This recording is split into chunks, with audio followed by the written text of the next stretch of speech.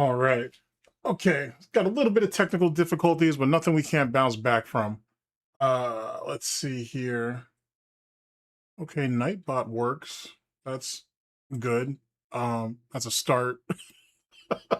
That's a start. Okay, so let me get my bearings here, and then we can get started. Uh, Big ups, people. Big ups. My apologies. We were supposed to do a stream last week, and just shit happened, and that was my fault. Poor planning basically came back to haunt my ass. So poor planning ended up fucking all that up. So so that is what that is. But we'll try to recover this week, and we'll see what's what. A lot to go over, kind of, sort of, a lot to talk about. I wanted to talk a little bit about some boxing last week. To be honest, I was going to talk a little bit about Gina and Ronda. They got a fight coming up, which is many years too late, to be honest with you, but you could say that for a lot of things. As of recent, it was announced that I think it's going to be in September. Floyd and Pacquiao are going to fight again, which, I mean, I'm gonna watch it. Obviously, I'm gonna watch it, but I do think that I am kind of interested to see how Floyd and Pacquiao will basically deal with each other, given how much time has passed. So I'm kind of interested to see how that plays out. To be honest with you, I also want to say that basically the words going around is that Floyd needs the money. Well, so does Pacquiao too. It's not that Floyd's completely broke. He's not in the best position of money right now, but it's not that he's completely broke. He tried to get into a real estate deal that went left, and keep in mind he has probably like back taxes that he owes and some other shit. Speaking of which, actually, give me a sec.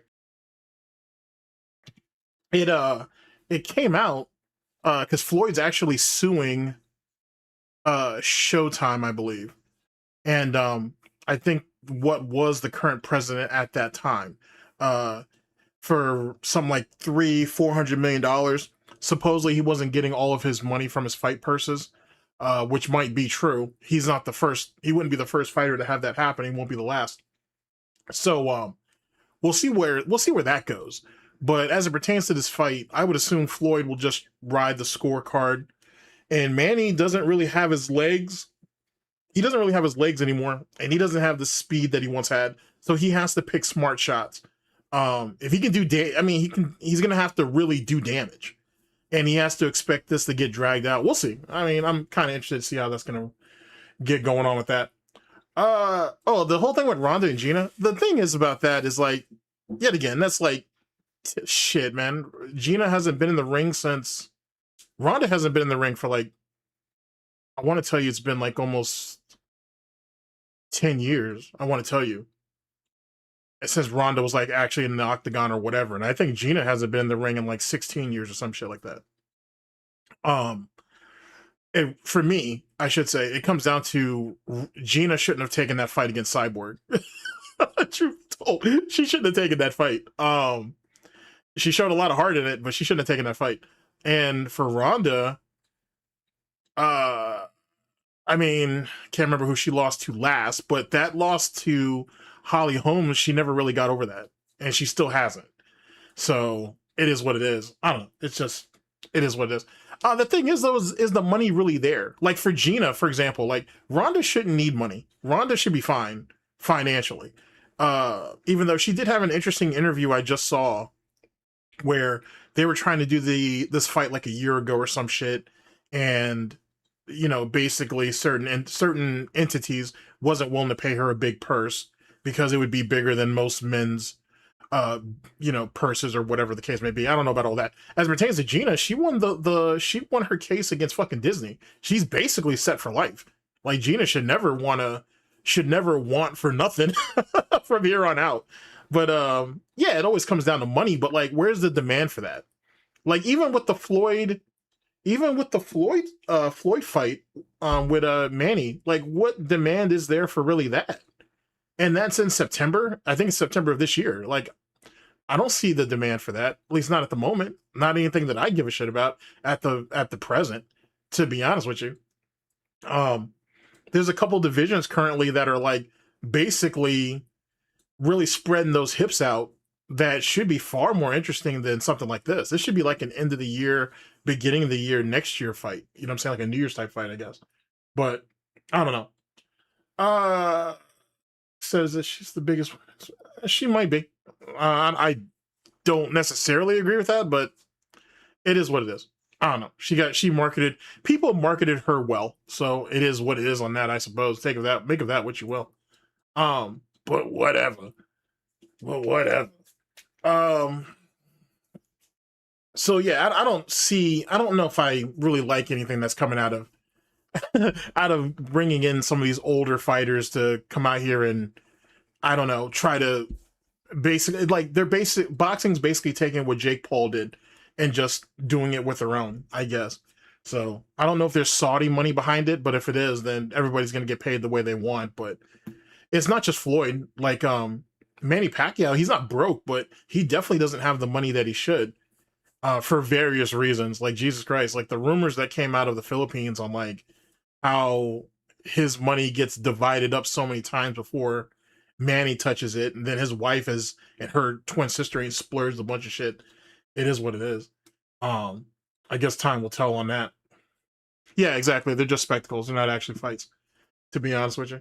But then again, like, you could say that for not for boxing as a whole, but for, you're getting to the point now where you got so many people who are undefeated, who are scared to lose their O, that no one really wants to fight, and they just want to go ahead and like play politics until they get the fight that they can win. To be honest, like that. I mean, but that's been a problem in boxing for a long ass time, for various reasons. So that's neither here nor there. Anyway, so that's just some of my initial thoughts on that. We'll flush this out maybe on our next stream. I'll get a little bit deeper into it, especially the Floyd part with money, because there's a lot of stuff to be said about that. Yeah, well, everything always comes down to believe it or not, everything comes down to wrestling to some degree as it pertains to hyping shit up, because you need something that's going to hold people's attention, not only leading up to the fight, but even after the fact.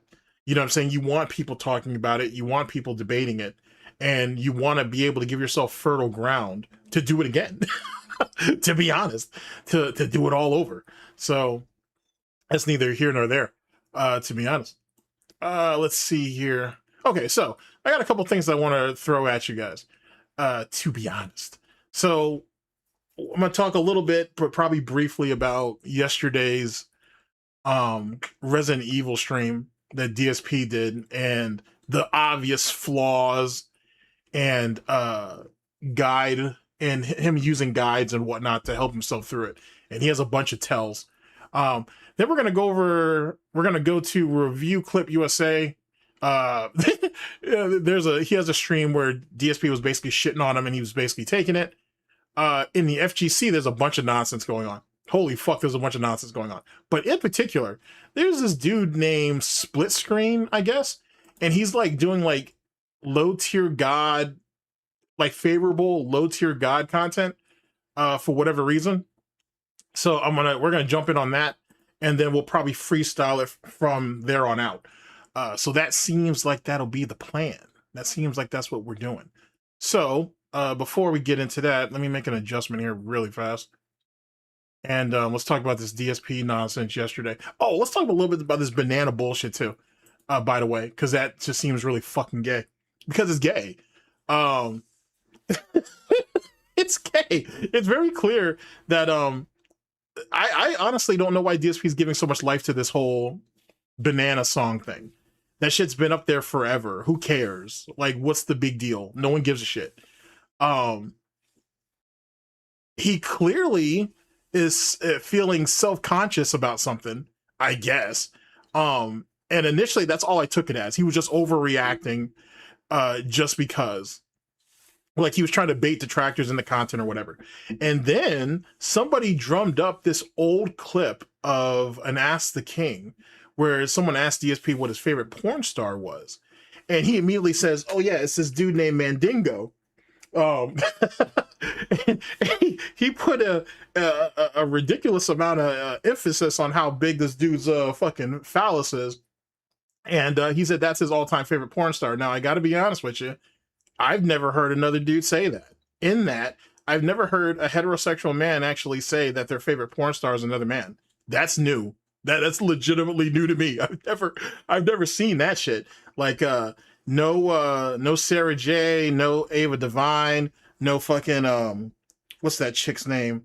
Alex Cole. That's the one that fucking Ethan Ralph says looks kind of like Pantsu. I don't think that's the case.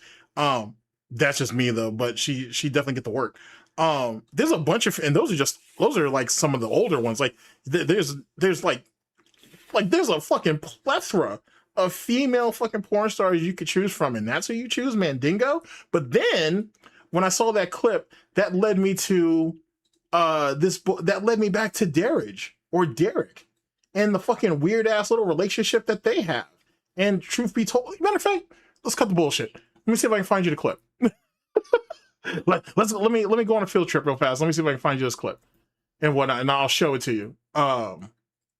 Because somebody on the farms, big ups on the farms, someone on the farms had it, and I saw it. But while I was looking for that Maximilian stuff, I came across it again. Yeah, I know, right? Ava Devine being mentioned in fucking 2026. That's crazy, bro. Her and Sarah J, to be honest with you, they've aged out.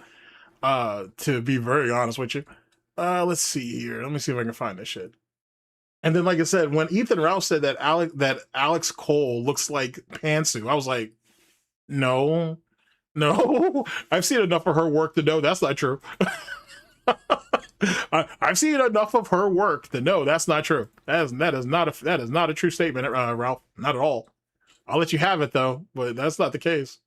Let's see here. Oh, let me see if I can find this shit for you. But yeah, like he sat there and said, "Fucking Mandingo." Like, really? Like you simp for male fucking porn stars like that? But then Derek does it too.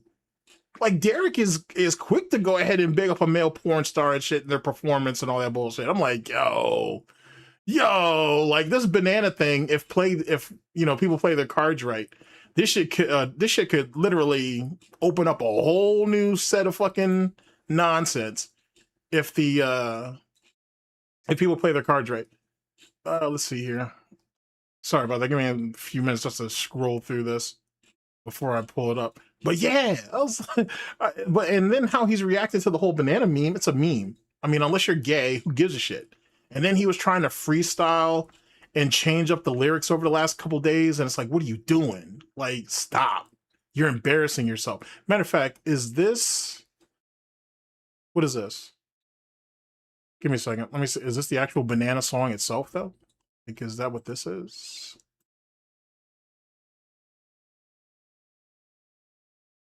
Let's see what this is. Oh, well, if it was, the video's gone. So that sucks to suck on that. That's not it, though. Give me a second. Let's see here. That's gone. But yeah, he's clearly, he's gay. That's all. That's all that needs to be said. DSP's gay. He's gay as shit. He's gay as shit. And no one's gonna tell me anything different. You know what I'm saying? Fuck going ahead and giving him the benefit of the doubt. He's gay. He's fucking gay. And that's fine if that's the case. If that's what he's into, so be it. But oh fuck, did he take that video down to? Oh no, we might have a problem, ladies and gentlemen. I may not be able to find this banana movie. I mean, not video. Let's see here. Yeah, they said it was still up and unlisted, but the two links that I went through, it's gone. Oh no, we may have a problem with that. All right, that's not even what I'm really looking for, but it's on the way, so it is what it is. Let's see here. This is the banana supercut. We might watch that in a second. But yeah, chat, that's my thoughts on that. He's gay as hell. He's super gay. He's never gonna be able to deny that shit was fucking just gay. Gay as hell. It is what it is. So as I look for this, he got bodied in Street Fighter, which was to be expected. No one should have been surprised by that. He is slowly but surely losing any type of awareness that he had, which wasn't very much. So it really wasn't a big loss in the end. But if he goes up there over the next few weeks and he can't perform in Street Fighter's going to get dropped. But more importantly than that, if he loses confidence in being able to actually compete, that's going to hurt him more than anything. Honestly, I think that might be a real major blow to him. Let's see here. Holy shit, he really was spurging out over that banana song. Let's see, this was been when he was playing Street Fighter on the Nintendo Switch. We're just spending money for no fucking reason. Let's see here. Oh, Resident Evil. I can go ahead and jump on that. He's clearly using a guide because he's walking into situations with a level of cautiousness that he normally wouldn't display. Like I was watching a little bit of Tevin's restream of it, and like for example, he said that he saw the researcher that was on the ground with the wristband that you need, right? And he didn't go for it right away. He went ahead and sidetracked off to a couple of other rooms and then circled back and acted like, oh well, there's the wristband and whatnot. Like he didn't mention that like 10 minutes ago. And it's like, okay, man, it's very clear that that's what you're doing. It's not going to be entertaining. And he's kind of caught himself in a catch-22 with that. Excuse me. The reason why is he needs to finish the game ASAP. There's no point in stretching it out for a few weeks like he said last night or anything. Just finish the fucking game. Because if he don't, and he tries to drag it out thinking he's gonna be able to bleed the game for more donations are just gonna dry up just out of that's the pure reality of it all. On top of that, if he doesn't finish the game, then people are gonna shit, people like myself, everybody really is gonna shit on him for quitting a game that's relatively short under reasonable circumstances.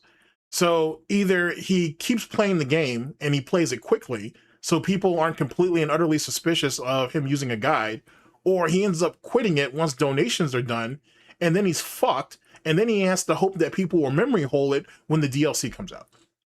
And then him complaining about Grace, I think that's her name, him complaining about the Grace segments really just comes down to he's forced to use his fucking brain, and he's mad about it. And outside of the fact that he's simping for Leon. And then, even more importantly than that, he said that his all-time favorite Resident Evil is Resident Evil 1, the original, right? But then he was sitting there bitching and complaining last night about having typewriter, about having the ribbons for the typewriter and shit, saying that he didn't like it. Well, then you didn't like the original then, I guess. So which one is it? Like, that doesn't make any sense. So he's working against his own narrative, as he usually does. Let's see here. So fuck all that bullshit. So if he's smart, he'll spend the next couple streams getting rid of that and be done with it by next week. If not, he's gonna screw himself. Let's see here. Where is this fucking porn star thing, dude? What the hell? I know I have it. I know I have it bookmarked somewhere. Okay, hold on a second. Let's see what we got here. But yeah, and then also on top of that though too, he seems relatively, I don't know, he just seems like he's been shaken as of late, and I don't understand. Yeah, that video's gone, or he's unlisted it. That original banana song video is gone. Holy shit. I gotta download it somewhere, but yeah, that video is gone.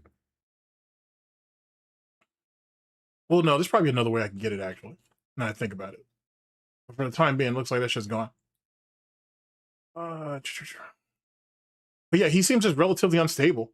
Like he's more miserable than he's ever been. And I don't know why he's hyper fixating on like just silly ass shit. It's clear that donations are drying up. Don't worry, it's not going to be the end or anything. No one's predicting that. But it's very clear that he's trying everything he can to keep the dents engaged, and it ain't working. Let's see here. And his game selections are terrible. Like fucking A, bro. Like it doesn't matter if it's a hot new release or whatever it is. Like no one gives a fuck about you playing it, and he can't get over that shit. Let's see here. Oh, happy weekend to you guys as well. Happy weekend to you guys as well, chat. Sorry about that. I'm not ignoring you. I'm just trying to see if I can find this. Excuse me. This porn star thing. If not, I'm gonna have to go about it another route, which is no big deal. It won't be too much of a Discord. but still, I'd like to try to find it off rip if I could. Let's see here.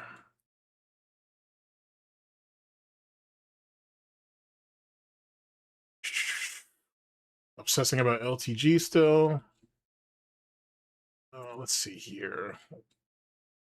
Okay, what we got here? Street Fighter More Combat.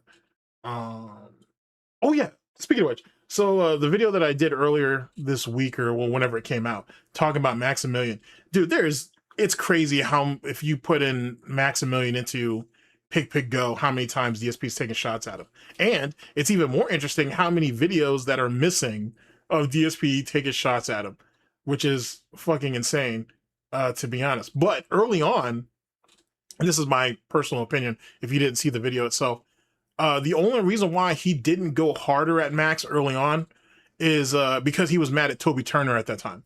That was legitimately the only reason why he wasn't taking more shots at Max, because Toby Turner was occupying his space. That was it. Other than that, Max would have gotten the smoke, I think, far sooner than he did. To be honest, which someone recommended too. That got it. Okay. Someone had recommended that the conversation between Max, Rad Brad, and DSP happened on Twitter, but it was DSP basically crying and complaining about copyrighted music, and Max and Rad Brad had to talk his ass off a cliff. That makes sense. That sounds about right to me. That was the situation. But if you listen to how DSP frames it, he makes it out that they were the ones who needed help, and he was just helping them out, which is obviously that's not the case. All right, so let me see here. Timestamp. Okay, where are you at? 18 minutes. All right, chat, let's go ahead and bring you all in for this. Let's close that. Oh shit, I didn't mean to close that. I meant to close that. Bam. All right, chat, let's go ahead and bring you guys in. Actually, we're gonna have to probably swap. Yeah, there we go. Okay, and I mean, I guess it doesn't really matter. It's whatever. Okay, there's our capture window, and this right here. We're gonna go to the 18-minute mark, I believe. Here, let's go up a little bit before that. All right, ladies and gentlemen, so as you guys can see, this is Ask the King, episode 34 from fucking July 4th of 2023. Or, sorry, of 2013. Why is he thinking about fucking black cock on the fucking 4th of July? I'll never know. And Panda was in the picture at the time, so what happened? Anyway, here we go. Okay. All right, so I need one more question, please. This will be the final question.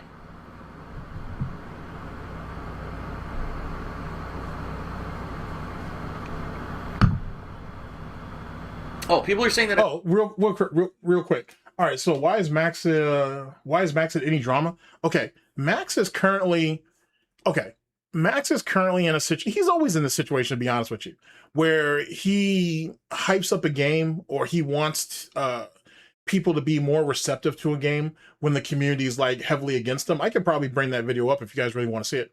And he's just taking a little bit of backlash over it. It's whatever. Like, you know what I'm saying? Like, he's not the only one. There's a couple of guys in the FGC right now who are like, you know, who are big figures who are giving criticisms to certain games, or they're trying to defend certain games and they're taking shit over it. It's really, it's really no more deeper than that. Like, you know what I'm saying? It's just, it is what it is. And that in the FGC is always in some type of conflict with itself, or with themselves, I should say, for whatever reason. You know what I'm saying? But even more reason why Max doesn't have time for this piece of garbage. You don't have time for this piece of shit. You know what I'm saying? You got bigger fish to fry. So worry about that, and don't worry about pieces of garbage like this. But either way, but the biggest thing that was being talked about in the FGC was that guy who got deported. Technicals was talking about it on Twitter, but this, I guess, I don't think he's from the Smash community, I don't think. But anyway, there is some FGC player that recently got deported. ICE came and swooped his ass up. And then it came out recently that the guy was on like a list for like 10 years, 20 years, whatever. They were looking to get him. They've been looking to get him. So They were looking to get him. So they just came and got him, but they try to raise money for him for lawyer fees or whatever. But it doesn't look like the dude actually has citizenship, or there's something wrong with his citizen status or whatever. So there's that. Let's see. Do you think by his reputation, people would like the games they reviews at face value? Okay. I think people who watch Max are more receptive to what to the games that he recommends. That doesn't necessarily mean they'll buy it. They're more than likely to watch and play it.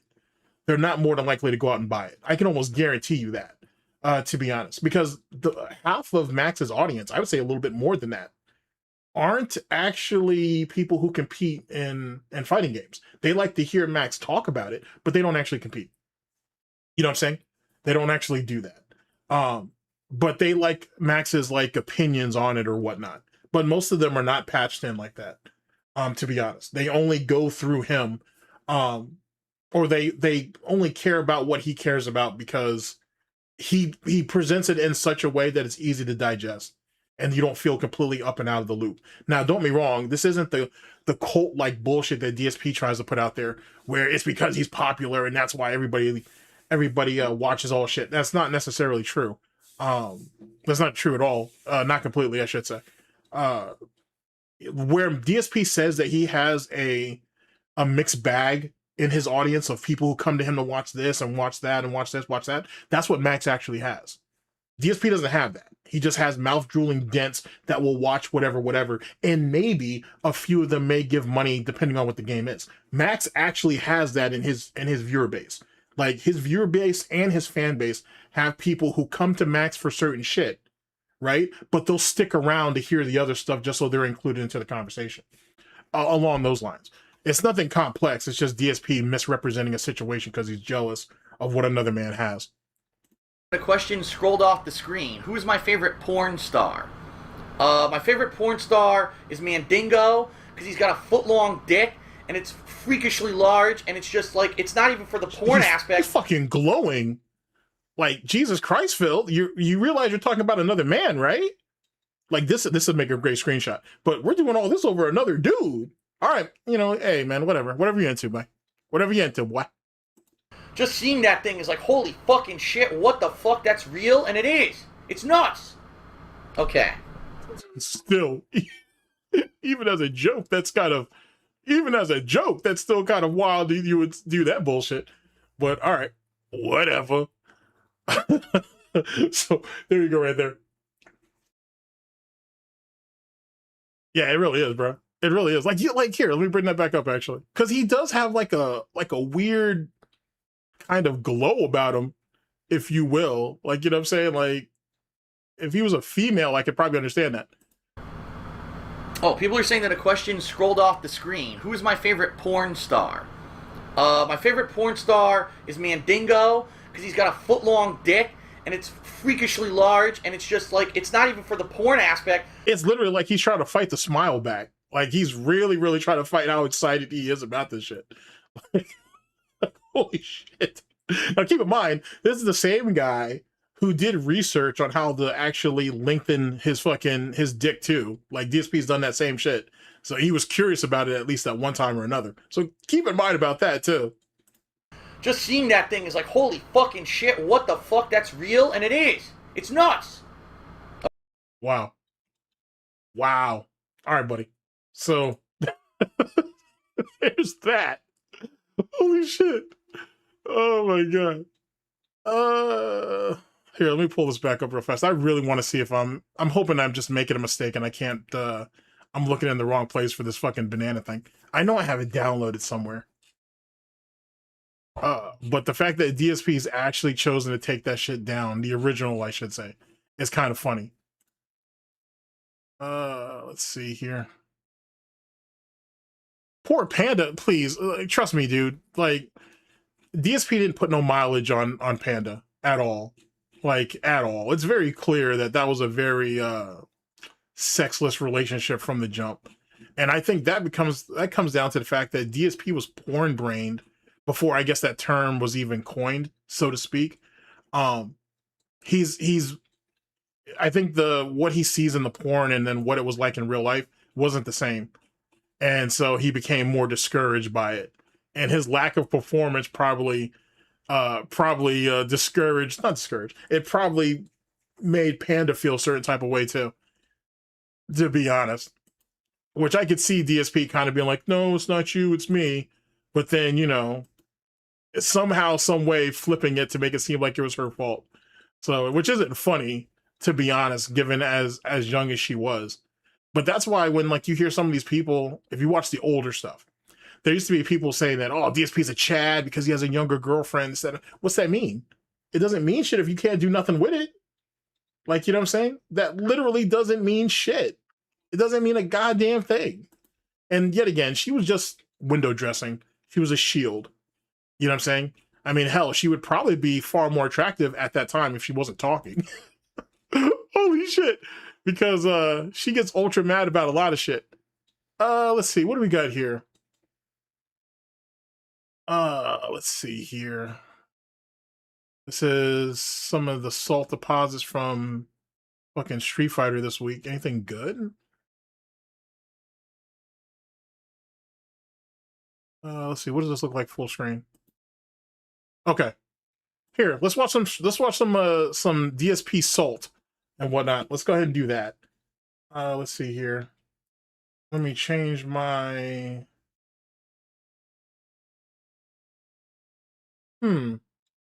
Actually, you know what? I don't think I even need to do it like that. I could just go to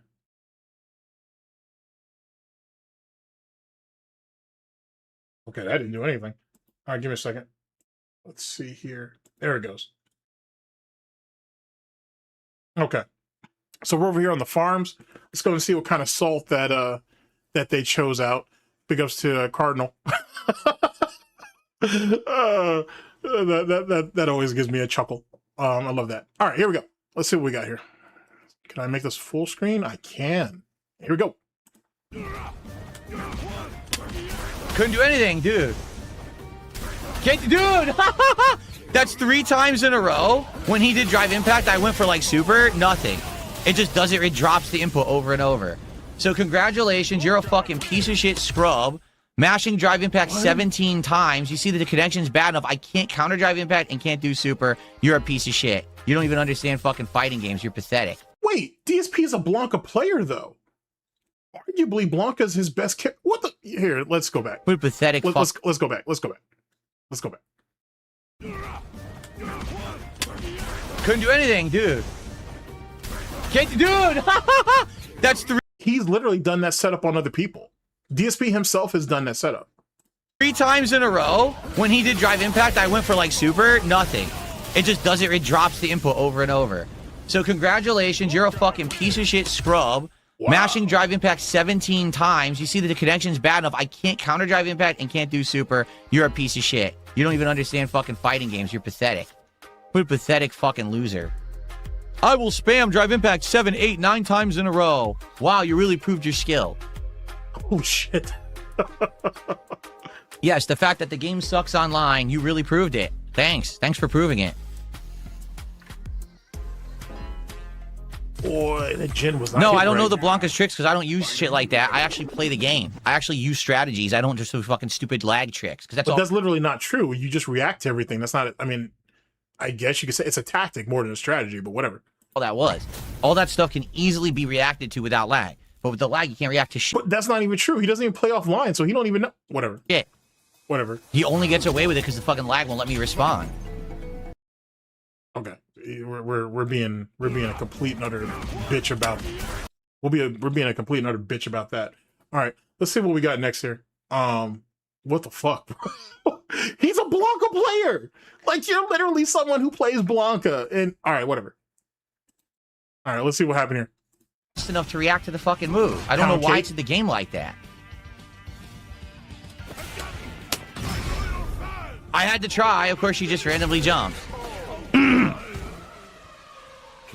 So a complete waste of my fucking time. Literally a complete waste of my fucking time. Waste of a match. The game doesn't work online. There's nothing you can do. Holy shit. I try. Every time she does the flip, I'm going to do a jab, nothing. I'm going to do a clothesline, nothing. Okay, I'm just going to duck. Then she presses the button, and now it's an overhead. Fuck this game. Now remember, chat, there was a well, there were. I don't know so much anymore. So I've been fighting that battle for a while now. But there was a demographic who said DSP was decent at, or he was actually good at fighting games. You know what I'm saying? Or above average, I think it was actually the term. Just remember that, chat. There was actually a group of people out there that were actually saying this shit. Just I wanted to make sure I put that out there. All right, let's see what third one is. Holy shit. That was level 3. That's what it gave me. Come on. That was going to be like game or nearly game. Wrong fucking move given. This game is fucking garbage. I did reversal level fucking 3, you dumb piece of shit. It's funny how her... It's funny kind of how her level 3 is basically her busted in your face. I always thought that was amusing as shit, and I was surprised no one ever brought that up. Maybe that's just me. I always thought it was funny, though. Anyway, DSP don't understand spacing, so this kind of actually proves it. And instead of going for the level 3, he should have gone for his level, I think it's a level 2, where he does the cyclone shit. He was probably better off doing that, but whatever. He's the former pro player. That was level 3. That's what it gave me. Oh, my bad. He did go for the level 2. All right, my bad. Come on. That was going to be like game or nearly game. Wrong fucking move given. This game is fucking garbage. I did reversal level fucking 3, you dumb. His over-dependency on fucking counter hits and reversals is one of the reasons why he's bad at Street Fighter 6 too. That's just my own personal opinion, but that's literally one of the reasons why he's so bad at it. Dumb piece of shit. That's hilarious. Oh, good shit. I haven't seen her new swimsuit yet, but I'll check it out. I'll eventually check it out. All right, let's see what video number 4 gives us, or clip number 4. Dude, what the fuck do you want me to fucking do? What do you want me to fucking do? He runs away the whole game with lag. I can't catch up to him. My normals are stubby and terrible. I'm supposed to fucking play that fucking match? This game stinks. I might just be fucking done with Zangief. I don't see the point in ever playing with him ever again. Now, here's the funny part, though. Wasn't he sucking Zangief's dick, like, at the beginning of the session or whatever? I'm pretty sure that's how that was going. Whatever. It is what it is. I really don't see the fuck. Whatever. All right, let's see what our last one is. Let's see what this gives us. Alright, why does that not work? I had it won. I had the game fucking won. I literally had the fucking game won, and the game's a piece of shit. You can't punish anything she does. Everything is safe. Fuck this fucking piece of shit game made by fucking Mongoloids. It's a terrible fucking video game. There is no reason whatsoever for a character to ever be built like that in any video game where everything is fucking safe. Everything. He used this exact same script when Ken was handing his ass to him in the beginning. He kind of said something similar about Jamie too at one point, but Ken for sure. Is safe. It's trash. Trash game. Oh, what a loser. That was funny. All right, big ups to the farms. All right, let's see what else we got going here. Oh, wait a second here. Wait a second. Let's tap back in. Let's tap back in. Top 10 here may have something. Let's see what we got. Oh no. Help. Help. Didn't matter that I got out of the corner. I still got home. What the fuck? Oh, we sped it up. What did you see while you just hit me? You elbow drop behind me. Okay.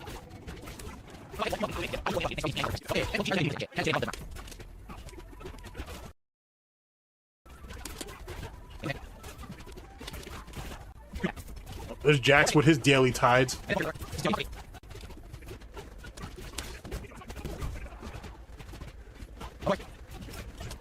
Well, technically, geez. Jax Ratcher, how you doing, man? $25 super chat from Jax. He says, good evening. I turned into the stream a few minutes before the end of the first half, and I understand it's a struggle. Oh, this is a struggle. Zangief is just not, I feel like when I didn't play, they nerfed him so significantly that you can't play him like you used to. Like, all he has is Did you even, okay, let's say what he was saying is even true. Did he even go and look at the nerfs? No, he didn't. So what? This is all off feel? All right. We'll see. I don't know. I'm trying my best. Really, I am, but it's frustrating for sure. Fucking fraud. Thank you so much, Jax, for that. All right. And Jax is of color too, so that's why we're chewing on that hoof. That makes sense. Holy shit, what a fraud. Holy shit, Philly, you're such a fraud. Oh, man. All right, let's see what else we got. And then we'll tap back in with YouTube. I'll show you guys what else I got going on over there. Let's see here.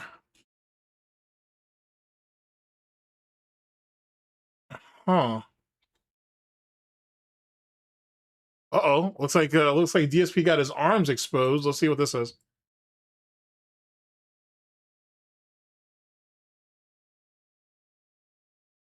What the fuck is this? Look at this. Look at this fucking I can't even call it a drum. I can't even call it a wing. It's not even that. What is this? This is you working out? What is this? Oh, this is sad. This is sad. Holy fuck. Jesus Christ, look at you. Just look at his shape. Like there's nothing here. Good God. And the snort sacks are getting crazy, boy. God damn, bro. That alcoholism is it's settling in nice in your glory years, Phil. Jesus Christ. Oh, there's no sound. Oh, that sucks. It doesn't matter. He's not saying anything of interest anyway. Jesus, Phil. That's tough, boy. I gotta tell you, that is tough. That's a hard life to be living, my guy. That's a hard life to be living. Let's see here. Let's see if there's anything else interesting, and then if not, we'll tap over to YouTube. Stops playing the game for 3 minutes to repeat Spurg of early review cop. Ooh, this might be good. This might be good, chat. Let's see here.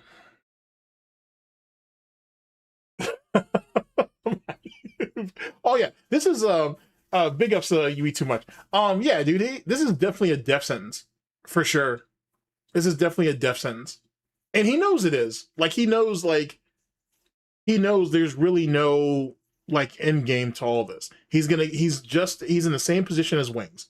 He's gonna get up every day to do fucking subpar bullshit in an industry that's already left him so far behind. He's not even really an afterthought, and he can't do anything else. You know, all that bravado about I can go out and get a job. What he's talking about is the physical act of being able to get up out of his fucking chair and get to his car and drive and look for a job. There's really no guarantee he's going to get past a background check, to be honest. And even if he does, he's not going to be able to do the work because he's so used to being able to dictate his own terms. He'll never be able to go back to it. Yo, that's a terrible looking fucking chicken wing, bro. I can't even really call it a wing. That's just my own personal opinion. But I can't even call it a wing. I don't know what it is, but it's ugly. All right, here, let's see what this is. Oh, clearly not Jamie. People have spoiled this game on the internet for an entire week because, once again, I'll say this officially in the playthrough because I actually said it on my... All right, shut your ass up. First things first, he's benefiting from the fact that people are playing it early and whatnot. Trust me. Like, if you go back to just yesterday, and when I watched like the Tevin stream or whatnot, and take a look, but you can tell he was avoiding certain parts. He was going to look for certain things that he shouldn't even know about because this is his first playthrough. He was doing things that was giving away that he's already played the game, or not played it. He's already watched it, or he's at least watched portions of it, at the very least. And it's very clear that that's a situation. So him crying about early copies or whatever, it would be just a fucking this is how you don't play D-Lite if advanced copies weren't available, or if people actually posted their content, at a reasonable time, if you will, and not super early. You know what I mean? Like I saw the ending of Resident Evil. He's played it on yesterday. That was Friday. I had seen fucking the ending already Thursday morning. You know what I'm saying? There are people playing this shit since like Tuesday, from what I'm told. So at the end of the day, he benefits just like everybody else does, so to speak. Morning show, but I'll say it again for the playthrough for posterity purposes. So it's...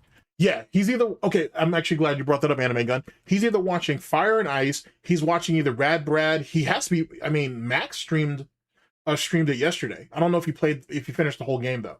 But I know Max did. There was a bunch of channels that already had this shit out there. You know what I mean? There's dudes already going on second runs. You know what I'm saying? Probably thirds at this point. So it is what it is. Locked and recorded in this actual playthrough. No one at all needs to get advanced copies of video games anymore. This was an outdated... Oh, speaking of which, because I just thought about this. For those of you who are keeping up with the Kiwi tubers, supposedly the leaping creeper or the lemur that raped, whatever, leaping lemur or creamer, whatever they call him. Apparently that dude ain't sat there and came outside, and now he's out and about, which is weird because, you know, I thought that $3,000 a month was supposed to be like carrying the day, right? And like, you know, you're gonna have a hard time, you know, fighting off those rape charges, bruh. Like, you got an underage chick drunk, and then she passed out, and then she woke up, and basically you took advantage of the chick, or at least she alleged that you are. Not a good look, bruh. Not a good look. I don't know how that's gonna pan out for him, but leaping lemur is gonna be, he's pretty much butt fucked at this point. Like, Jesus Christ. That's just goes to show, ladies and gentlemen, people are people, and the degrees of separation to fall into lolcowism it's a lot closer than you think. It doesn't take much, to be honest with you. If you don't have a solid, if you're just not solid enough as a person, you can fall. And that goes for anybody. That goes for anybody. All it takes is one slip. That's all it takes. Practice from the 1990s for print medium, when reviewers needed to get the game early in order to play through it and put out a full review before it could release so people could judge if they wanted to buy it or not. Today, everything is instant and digital. There's no reason for anyone to have this game early. So they sent out their review copies. A week before the game came out, the entire plot was on the internet. And people were going into everyone's stream chats and spamming it. People were going on social media and spamming it. People were going on Reddit and spamming it. It's a nightmare. And one of the makers of this game came out publicly and said, oh, well, I think that anyone who spoils the game of a plot of a game like Resident Evil Requiem should be murdered. Like, he said that. Like, he said they should be killed. Now, obviously, he's probably over-exaggerating, but here's the thing. If you care about the game being spoiled, don't send it out early. Stop the practice. They don't care, though, because it's all advertising no matter what. Even if you see what the end of the... Like, for example, I've already seen what the end of the game is. I'm still going to play it. Asian GTG is probably seeing what the end of this game is. He's going to still play it too. So that doesn't stop anything. It doesn't ruin anything. At least not for me anyway. Of sending out games early, and people won't spoil it for everyone around the world. This is a... Keep in mind, though, too, you do realize that people are adults, right? Like, they don't have to actually read the fucking spoilers and shit. They don't have to watch the clips. You know what I'm saying? I will say that, chat, hopefully you guys already know this, but initially, I got... All right, I'm gonna just shoot my shot. When Leon got killed, I was pretty pissed off. I was about to be like, all right, I'm done with Resident Evil. I was done with him, the way they left my man out there like that. But then I guess if you go for the true ending or whatever, it's whatever. But you know what I'm saying, he's fine. But still, and I'm not really a fan of this additional mutation or resistance to the T virus that just kills you outright. That's kind of lame.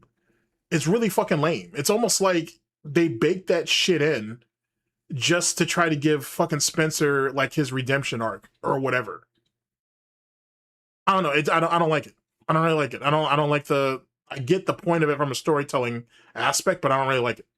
Major problem with game. And also, it makes fucking what's it called? Shit.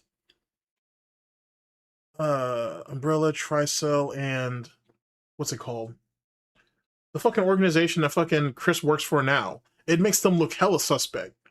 It makes them look hella suspect, even though supposedly the that shadow organization is really who's running shit, and that's why you have this like Timu fucking version of Wesker out there. But then he was infected too, so I don't know. Whatever. I had problems with it.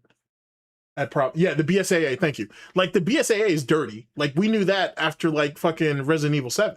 So like, it is what it is on that, or Resident Evil 6. I'm sorry. No, not 6. It was 7. I'm right. It was fucking it was Resident Evil 7. When they found those when the wolf pack found those BOWs and shit, they brought one with them and whatnot.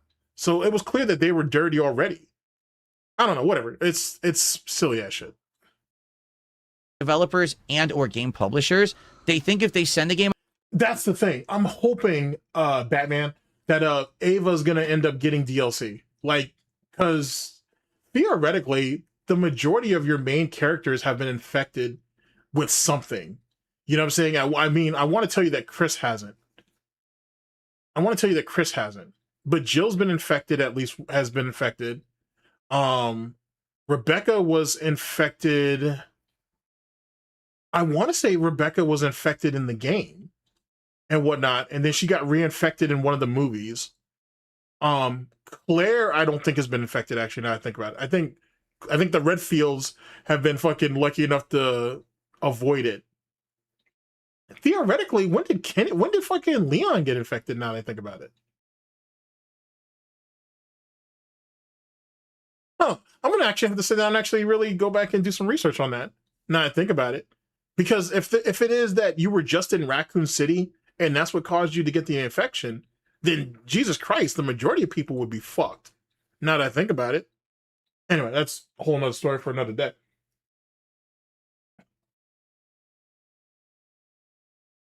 Let's see here. My bad. Wait, Chris is still around, but Leon's dead. Leon's not dead. Leon's not dead. Like, you get two endings and whatnot. Leon's not dead and whatnot. I refuse to accept the first ending. So the second one has to be the true ending. But Leon's not dead. Leon's not dead. I refuse. Let's see. Yeah, Leon got... Okay, you're right. And Resident Evil 4, he ended up getting infected. So did the president's daughter. She got infected too. Yeah, by the cult. Yeah, you're right. See, holy fuck. Yeah, I'm gonna have to go back and rewatch some shit and get into my lore a bit. Yeah, it's just one of many outcomes. Yeah, it's just one of many and whatnot. I was actually surprised too, like how quickly Leon's infection was like progressing, but obviously the more you move, the more it's going to circulate through you. So it is what it is. Because Rebecca's infection is not good either, but it's not progressing as high as, or it wasn't progressing as fast as Leon's was. No, not Rebecca. Sorry, it's not Rebecca. My fault. It's not Rebecca. It's fuck. It's Dr. Birkin's daughter. I'm sorry. That's the one who Leon's working with in this game here. Sorry, it's not Rebecca. That's the other one. Is it fucking hey, what's her name? Sherry. Thank you. Appreciate it.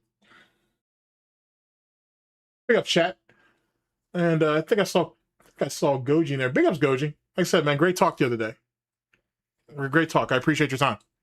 All right, here, let's continue. Out early, word of mouth will make people pre-order the game and give them free money. Well, free money ruins the game. So fucking stop. Free money ruins the game. Wise up. If free money ruins the game, then what does begging do? I just thought I'd ask. Grow up and realize that you don't have to be greedy. If you make a good game, you're going to get good sales anyway. You don't need to send out early copies, period. Oh. Everyone can play this game on day one. Oh. Yes, that includes reviewers, that includes content creators, that includes influencers, and that even includes Digital Foundry, who'll tell you if the game... Here, this doesn't even mean anything, because how many new releases, right, big releases, came out and DSP chose not to play it that day? He chose to wait until the weekend or whatever. How many times? Because my schedule was already locked in. So what the fuck are we talking about? Even if this, let's say that everybody got Resident Evil day one, DSP would still, I mean, I don't know what his views look like now, but it wouldn't matter because he would get swamped out anyway by everybody else. So it literally doesn't mean shit. Holy shit, dude. Oh yeah, and that's right. DSP does get, well, I feel like DSP gets advanced copies or what do they call it? Influencer copies or whatever. He just doesn't tell people.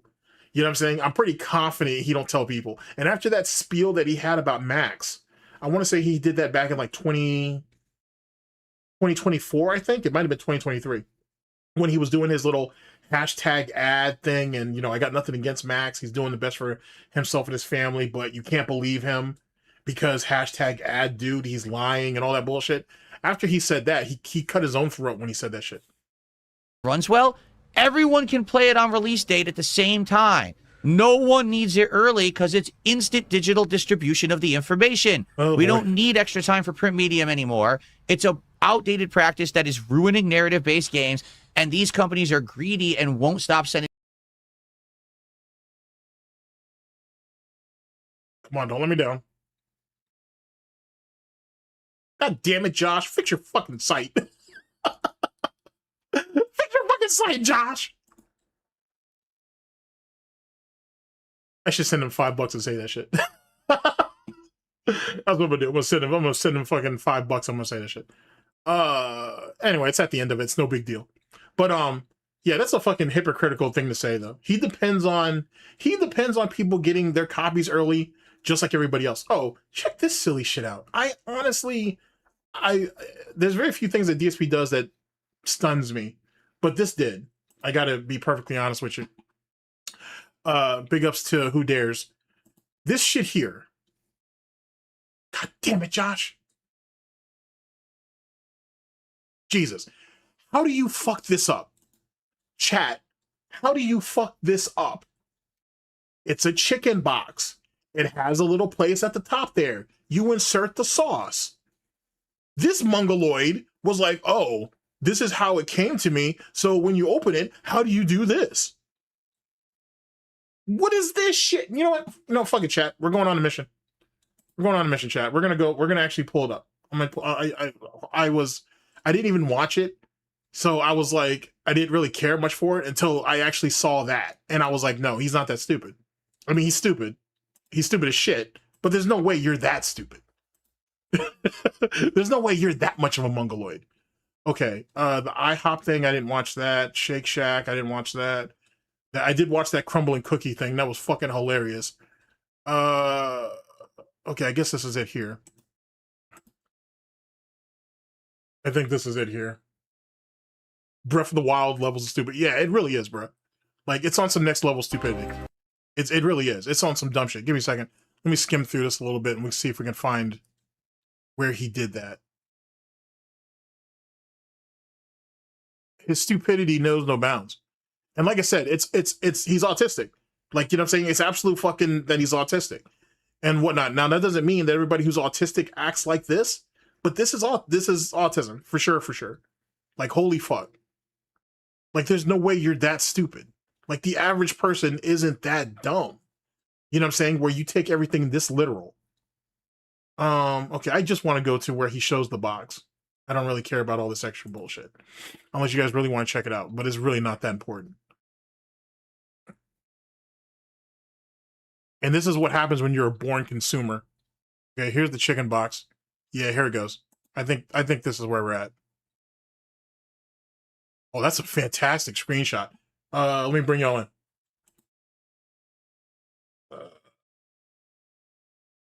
Oh, I forgot. I can't automate this with my voice, though. See, that's the thing, though. If I end up saying something that's slightly off base, that's going to fuck everything up. Let's see here. Will that do it? No, it won't. Oh, no. We got problems now, chat. Okay, let's do that.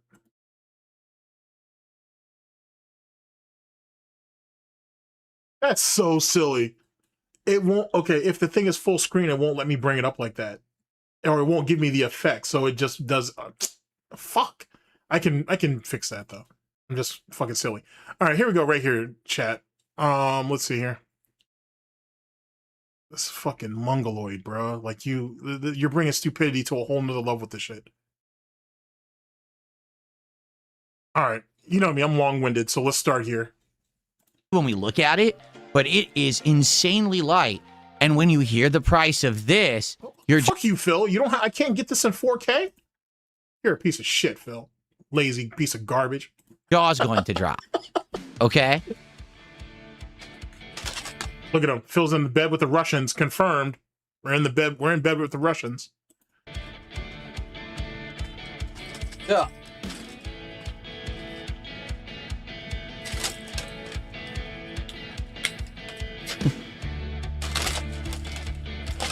They did give me all the sauces. All right. So what do we? You paid for him. If I'm correct, I'm pretty confident he paid for all that. Which you're a dumbass, Phil. You could have just gone and picked it up, or had Kat do it. We got. Let's take a look at. There's 100 sauces in the bag. We've got Wendy's new signature sauce. What is that? I have no idea. It's orange, so maybe it's like a Thousand Island, or maybe it's like the onion ring sauce that they have at like Burger King. I guess we'll find out. That's number 1. Jesus Christ. Creamy ranch. Okay. Yes, Phil, because no one's ever seen creamy ranch before. Probably is also this the ranch that's on that wrap right there. He's autistic. You can't tell me, Chad, he's not autistic. You just can't tell me he's not. Honey barbecue. So it's supposed to be a sweet barbecue sauce. We're explaining sauces. I'm about to lose my shit. I'm about to lose my shit. Scorchin' hot. And this looks very bright orange. So will it actually be spicy? I guess we'll find out. Oh my God. A honey mustard. Okay, that's pretty standard for any chicken place. They'll have a honey mustard, right? And then lastly, sweet chili, which kind of looks... All right, let me pull. I've got so many screenshots I can pull out of all this shit. This is gonna be dumb. I'm gonna go fucking stupid with this shit later. Okay, let's see here. Let me check in with y'all in chat real fast. Sorry, I'm in the past. No, no worries. I'm kind of hopping around. Let's see here. All right, Paul, what do you got here? Let's see. Do you believe that that's real? That Phil was that? Sorry, I'm sorry. GTG, do you believe that it was real? There was really Kat talking to him that night. Are you talking? If you're talking about the when he was speaking to Wings, yeah, I do believe that was Kat. I think the timing is suspicious, to be honest. But yet again, that whole situation's suspicious. Like, holy fuck, that whole situation was suspicious as hell. What's up, Jesse? Yeah, I think it was her. What I don't believe though, excuse me, what I don't believe is that they were in the same room. I think I talked about that on last stream, but they weren't sharing the same room. He was in his office drinking. That being said, big ups to them. They already proved that. You could hear the jingling of his gin and Sprite or whatever it was of choice. But he was clearly in the office, and she was in, I think, my own personal opinion, my Theo theory, is she was in the room right across, which was Panda's old office, which is where Kat's PC and everything is in there now. I honestly think she was in there. She wasn't down the hall. Because if she was down the hall, if the door was closed and she had her noise-canceling earphones on or whatever, then what's the problem? And then someone pointed out, I can't remember who, but big ups to them. The whole thing about the neighbors being loud and all that bullshit is bullshit. Kat has the noise-canceling headphones because of Phil. She did that to shut his ass up. But that's just me. But yeah, it was definitely her. I think it was definitely her. I don't think Phil is smart enough, and I hate to say that because you should never underestimate even idiots, but I don't think he's smart enough to have her on a soundboard to say that. It sounds funny though, but I don't think that was the case. It was a playback of her voice. Nah, I don't think he's smart enough to do that. I don't think so. I don't think so at all, to be honest with you. But who knows? Who knows? But that whole conversation, the whole circumstances of that conversation was weird. You know what I mean? Like, that was just me. Like, it was, here, let's break it down really fast and let's get to this fucking autistic sauce tasting thing that we got going on here. So, Wings is streaming early in the morning. Not a big deal. There's a couple detractors that are watching the stream. Not a big deal. DSP pops up in the middle of the night, early morning, really. Basically in the early morning hours, watching Wings and trying to fucking get into a conversation with him. Not too suspicious. You know, not too suspicious, but none of the Wings trolls were fucking on deck to be recording that shit. That seems a bit off. That seems a bit odd. That, you know what I'm saying? Outside of that, this channel, what's his name? Like Wings of Redemption's like deleted streams or whatnot. They caught it because they were, you know, they were already in the mix. But the fact that none of the big names like Wing trolls were actually on deck that night or that early morning, that kind of That caught me by surprise. But that whole situation just seems flimsy. It's pretty surprising, to be honest with you. That's just me, though. He needs wings. He needs wings. And wings is, and yet again, if you have to choose between wings and low tier god, wings is the easier target. He's the easiest person to take advantage of. You know what I'm saying? Like, wings is easy to prey upon. I hate to say it that way, but fuck him. A lolcow's a lolcow. He's the easiest one to prey upon, to be honest. The thing is that wings still has options.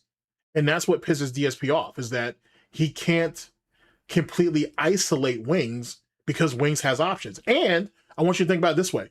That ISOing that I've been talking about, think about what happened with Panda, right? DSP needed to isolate Panda. Panda wanted to take their relationship to a more serious level. He's like, all right, fair enough, but we need to move across country.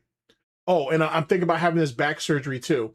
So if you move with me, you'll be able to take care of me while I recover in this, that, and the third. So he was able to completely and utterly uproot her, meaning Panda, out of Pennsylvania and move her to Washington State. Look at what happened with Kat. Picked her up and out of Michigan and completely and utterly moved her over there to fucking Washington and shit. You know what I mean? Not to say she was on the best terms with her family anyway, but whatever. That's what he does. He tries to isolate you from anybody and everybody who you would listen to or consider listening to besides him. You know what I'm saying? And that's the reason why the situation with Panda fucked up. Because I think no matter whatever happened in that relationship that caused it to completely break up or whatever, he always looked at it as, you don't have anywhere else to go. You need me. Until she left. Then he realized, fuck. You know what I'm saying? But he's completely and utterly dependent on people being dependent on him, which means you only know what he tells you.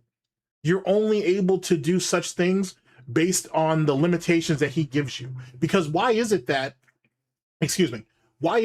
Kat can't go out to Costco by herself? Why isn't that when Kat gets off of work, she can't go to the grocery store and pick up groceries and bring it all home? Why does everything have to be DoorDash? I want you to think about that. Like, really let that shit float in your noodle for a minute. He has to have control over all of that. She's only allowed to go to work and basically from home. And if he could fit it in to where he could drive her, he probably would. Or he'd make her take the bus like he did with Panda before she finally got her license. You see what I'm saying? Like, he has to have complete and utter control over these people. You know what I mean? So ISOing is no different. That's just my own personal opinion. Yeah, she was. Like I said, Panda was hella young. You could say that she was hella vulnerable, if you will, or whatever. But let's also be honest. He knew what he was doing too. He knew exactly what the fuck he was doing when he did that shit. Exactly, Seven. Same shit. Big ups though. All right, here, let's continue with this nonsense. Looks like the same sweet chili sauce that they would put into Asian cuisine. Kind of looks like that. What the fuck? Sorry, I'm sorry. Holy shit. Mustard, right? And then lastly, God damn, Phil, you look like a bum. Like, what is this? Just look like a bum. Look like a child predator. Sweet chili, which kind of looks like the same sweet chili sauce that they would put into Asian cuisine. You mean the same sweet chili that every place has now? Fucking A, bruh. Looks like that to me. So maybe it'll taste the same. Have a little bit of sweetness, but a little bit of bite as well. Okay. So 6 different dipping sauces to try. With this 3-piece tenders that's crushed completely, smashed in, and it's a box, Phil. It's a fucking box. It's not that serious.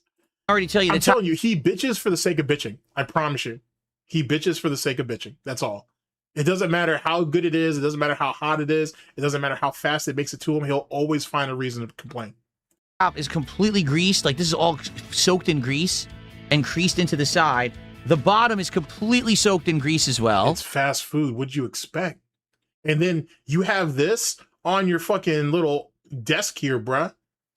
You ever thought about that? No. Oh, you're in with your plastic plates. He must spend a fortune on plastic plates or paper plates. Holy shit. It must be crazy over there. Let's take a look. Oh, you see, what they did is they gave you a hole in the box so you can do this. Holy shit. And you can then He's retarded. He's retarded. You're fucking. Oh my god. Oh my, seeing it, bro, just brings it all together. What are you doing, Phil? take your chicken and dip it into the sauce, and the sauce Not like that. Not like that, you fucking mongoloid. won't go everywhere. It stays in the box. See that? Okay. But I will ask this. That's fine for your first tender. When you go for the next one, what happens? You open it, and the There's sauce no way he's this retarded. goes everywhere. And see, this is the reason why people thought it was all just some Andy Kaufman type bullshit. People for a while, like, you know, even before I stepped on the court, believe that. This is all just a big joke. It's a big act. Some people still believe that. Like, fucking A. There's no way. No. Let's bring it back. Let's bring it back. You guys got to see the tism in action. And creased into the side. The bottom is completely soaked in grease as well. Jesus, Phil. Let's take a look. Oh, you see, what they did is Jesus, they gave Phil. you a hole in the box so you can do this. See, he doesn't have critical thinking skills. Like, he's such a surface level individual. It's almost staggering. It's almost staggering. And you can then take your chicken and dip it into the sauce, and the sauce won't go everywhere. It stays in the box. See that? Okay. But I will ask this. That's fine for your first tender. When you go for the next one, what happens? You open it, and the sauce goes everywhere. Nobody's that dumb. Anyway, here's what the tenders look like. Nobody's that dumb. Nobody's that dumb. Oh my Christ. They smell decent. Honestly, they smell pretty good. They don't seem overcooked. They don't seem over-oiled. That's a problem with fast food chicken, is sometimes there's too much oil. It's bad oil. This smells pretty decent. They're okay size. There's certainly no... You tell me he hasn't sat there and realized yet, Mr. Valedictorian, that, hey, what if I take this out and I flip it in reverse and put it this way? Then that'll probably work. God damn, Phil, you're a fucking moron, bro. Popeye size. It's literally Dumb and Dumber in that house. Holy fuck, bro. It's a race to the bottom and whatnot. It's probably a damn good thing they didn't have children. Holy fuck. Holy shit, bro. You letting your version or your side of the fucking Burnell household die out is probably a good thing, Phil. You're probably doing the world a favor. But they look all right. The breading looks okay. It certainly, again, doesn't look like But then again, I hold the theory that if DSP had kids and his kids even showed a glimpse of brilliance or of genius or of talent, he would resent them. I swear to you, chat. I put that on everything. I put that on everything. That's what Phil would do. I know it deep down, and he knows it too. Deep down, Wings is the same way. That's the reason why Wings didn't have any kids, because he's scared that his kids are going to come out to be more than what he is. I promise you. I promise you. Pies are like Chick-fil-A level, but it seems all right. Okay, I'm going to... Firstly, I'm just going to take a bite of a chicken tender and see what it see how he does the sauce thing. I have to. I have to. I'm already committed to the tism. Tastes like. All right, then I'm going to try it with all these different dipping sauces. Look at you, Phil. You're all fucked up, bruh. You call this healthy? Like, look at this shit. That's a weird crease. Oh, that's just his mic. But goddamn, Phil, you're just like. And by the way, I'll put my own personal Theo theory out there. I think the reason why DSP has lost so much weight is because he's sick. I honestly think that's what it is, and that's what and to be honest, that's more than likely what caused him to start losing weight or whatever, or wanting to exercise or whatever the fuck you want to call it in the first place, was the fact that he was sick, and he had to make a change, and he had to make it fast. Now, is he on Ozempic or whatever? I couldn't tell you. I wouldn't be surprised if he's on some type of, if he was on some type of fucking situation. But I don't think he's actually on Ozempic. He's probably on one of the brands that are like Ozempic, but at a much lower dose or some shit. He's probably on something like that. But outside of that, I think he is sick though. He has like an underlying illness, and it scared the shit out of him. It didn't scare him when Cat got sick, but it scared him when he got sick. Thank you. Yeah, what's that? A GOP1 or a GP or GP1? Thank you, big ups. But I honestly think that's what it was. So I honestly think he is on something because this isn't healthy. I mean, he never looked healthy, but this certainly isn't healthy at all. Whatever. Sauces. So let's just try a bite straight of the tender. All right, right out of the box. Nothing. That would be as fucked up as this sounds. That would be hilarious if he was stealing Cat's Ozempic. That would, as fucked up as it sounds, it would be hilarious if Phil was doing that. Nothing else. Here we go. Ready? And here's another reason why I think he's autistic too, right? Because for those of you who were fans of King Cobra back when he was alive on the mortal plane, before he went to his eternal kingdom with all the clock towers and everything else that hopefully he wanted, he always had like this weird fixation with the texture of his food, right? And that's why he used to add shit to it. Like, you know what I'm saying? To kind of give it, to either mask something or to give it, make it seem more than what it was. DSP's kind of like that too. Either that or he has bad teeth. It's probably both. I really need to go over those taking L videos. I've been meaning to do that. I need to sit down and I'll sit down one day and I'll go through a few of those because I've been meaning to do it. I really wanted to do that for Gout Miss this year, but I couldn't fit it in.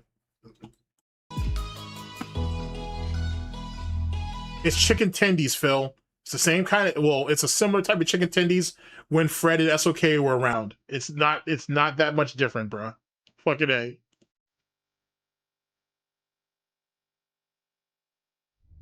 A dried up piece of chicken. Thanks, Phil. I've seen that before. It's a little salty.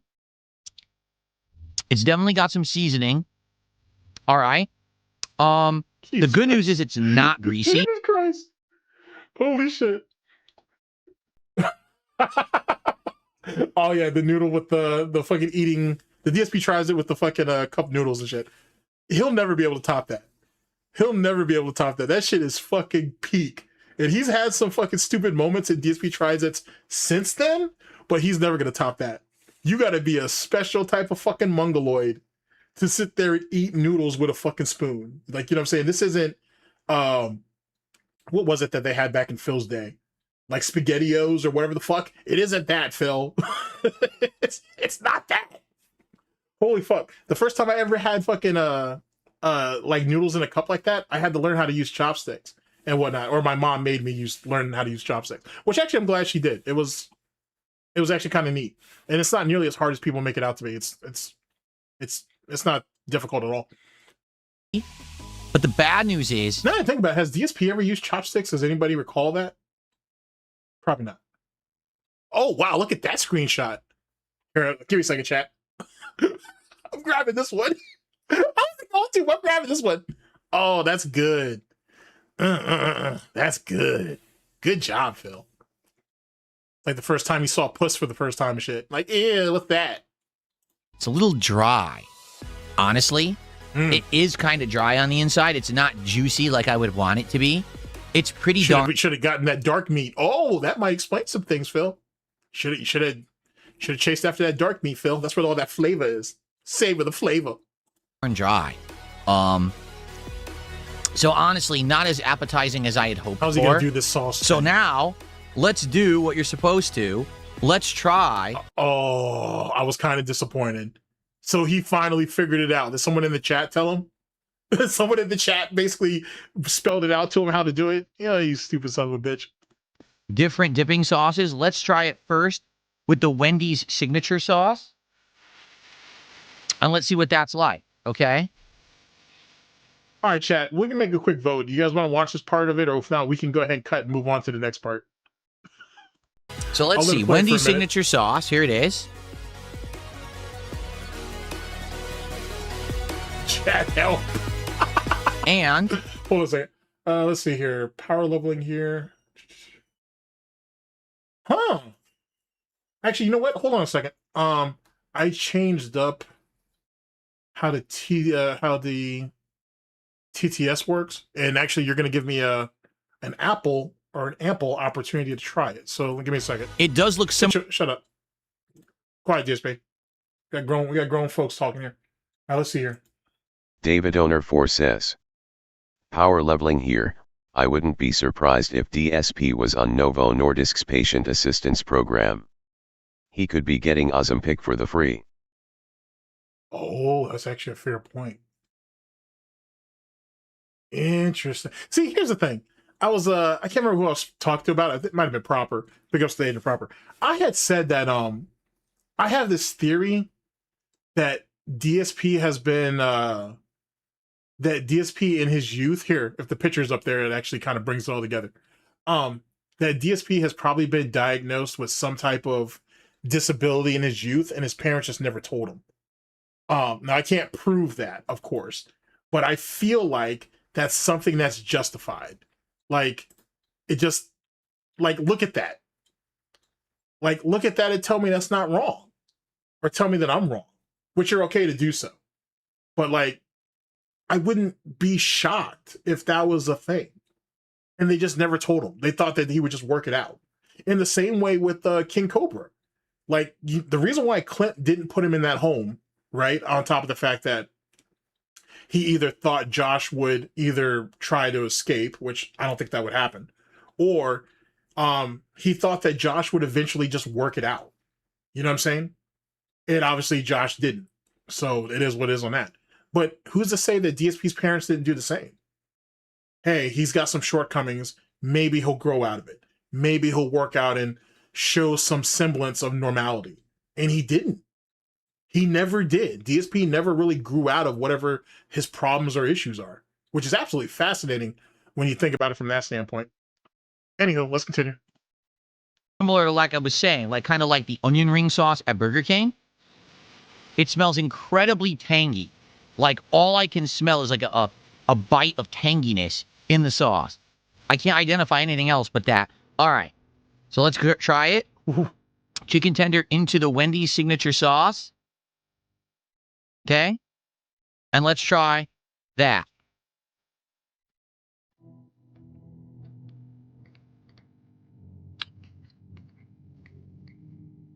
Man.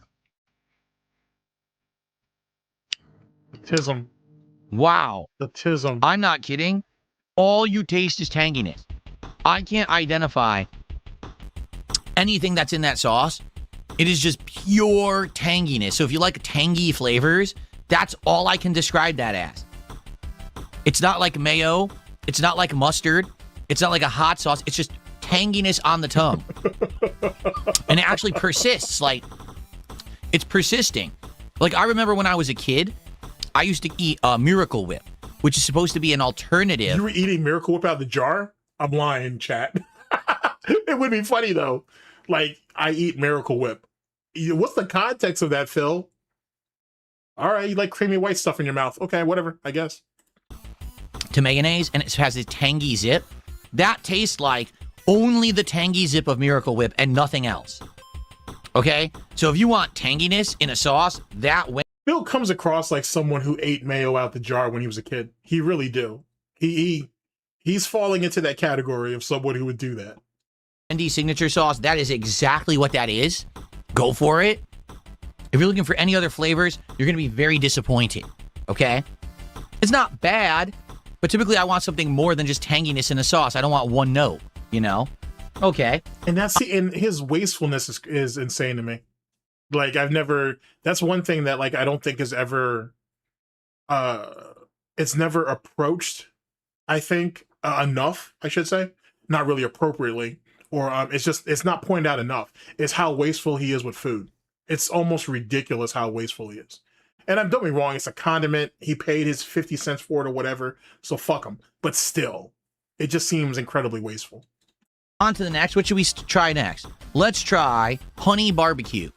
Okay, let's stop, Chad. I don't want. You know what? No, let's hear his autism takes on these flavors, and then we'll move on. Fuck it. That'll be a good alternative. If it is barbecue with sweetness, that'll hopefully offset some of the tanginess in my mouth right now. It's barbecue with sweetness. Like, we've never had honey barbecue before. What is this shit? Okay, so it's a little translucent. It's not as thick as a regular barbecue. It does look like it's a little bit on the lighter side. Oh, it definitely smells like a barbecue sauce. It has those spices in it, but it does smell sweet too. All right, so let's try this, the new honey barbecue. Like, this idiot has never eaten nuggets before and has All right, whatever. At Wendy's. Whatever. Here we go. Whatever.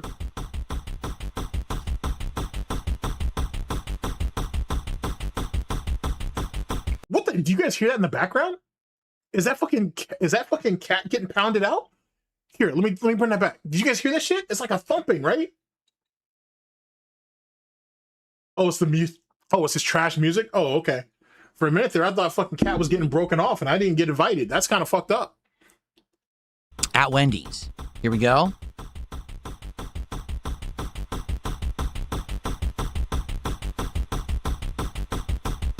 I don't know what that music is, but like I said, I thought that was Cat's head hitting the fucking not bedpost, but the headboard or whatever. That's just me.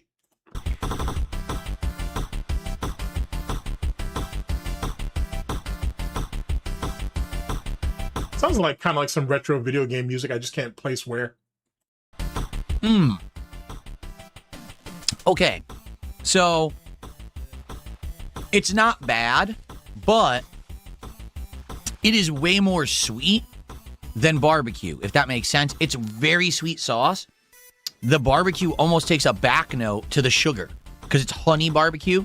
The honey permeates. I actually wish there was more barbecue seasonings and flavorings in there. It's mostly sweet. It's not pure sweet, but it's not as good as I would have hoped. I wanted more barbecue flavor. Stupid. Okay. Continuing on. Oh my God, Phil. How about the creamy ranch, which we're probably... Imagine, here, chat, let me paint a scenario to you. Imagine being a loser your entire fucking life, right? You've never been good at anything. You've never been acknowledged for anything. No one looks to you for anything, your opinions or otherwise. Nothing. You're literally a waste of fucking cum. And then you find this platform, YouTube, where you can find people who are willing to talk to you. And then you completely try to reinvent yourself as some type of expert or guru or whatever the fuck he was trying to do back in the day. And now you're resorting to fucking eating fucking sauces, chicken tendies and sauces in front of a bunch of fucking dents and making yourself out to be like you're some type of food critic or some type of something. Like, you know what I'm saying? Like your culinary views, if you even want to go that far, even mean anything. You know how insane that is? Fuck, bro. We're going to taste in the wrap coming up, but let's try it as a standalone. Basically. Yeah. Basically. Holy shit. Here comes Mr. Thirds. Sauce and see if it's any good. It smells like regular ranch to me. I don't think there's anything special about it. It is definitely creamy. It's a thick ranch. Well, we're going to finish our first tender with it. Let's see how this is. Creamy ranch.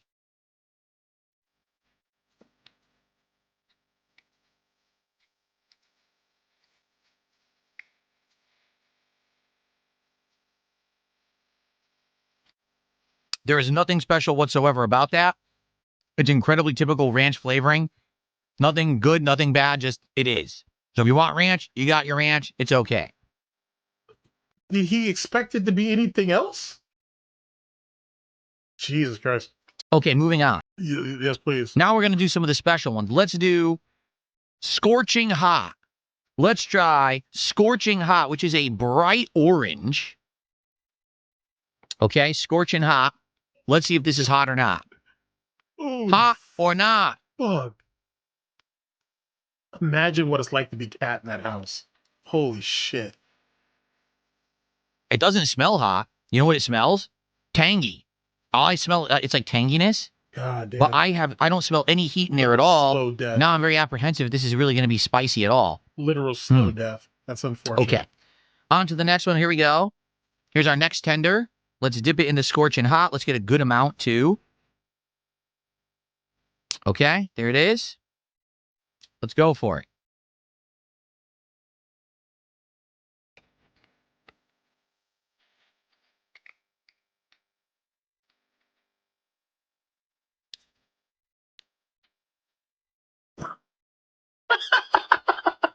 Does it have spice? Yes. It is not mild.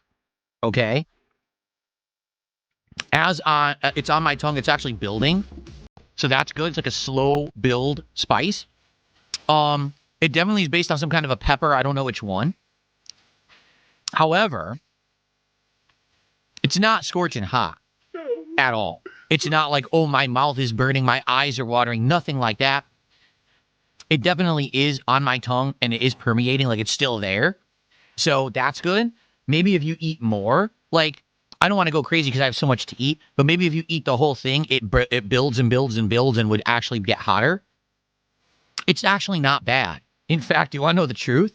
So far, that's my favorite. Scorching hot, so far, is my favorite of the sauces for the tender dipping. I think it's actually got a little bit of good flavor. It's got some heat. Not bad at all. In fact, it's still there. It's still kind of hot on my tongue. All right, scorching hot gets a thumbs up for me. The others, nah. Okay, continuing on. Continue rolling. Oh my god. Honey mustard. And if you take a look at it, it looks to be more of the thicker, heavier, yellowish honey mustard. Honey mustards come in many different varieties. Some are more sweet, some are more tangy, some are more mustardy, some have mustard seeds in them. Let's take a look. He really has a hard-on for the word tangy for some reason. That's interesting.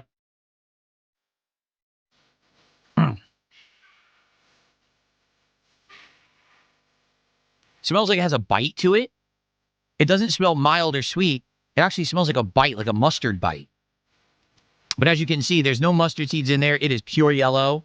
It is very, very one note, it looks like. And it is actually quite liquidy. Like, a lot of honey mustards are thick. This is more liquidy of a honey mustard. Okay. Let's try this one.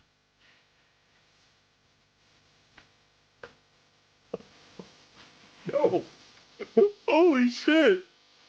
There we are. Fucking A.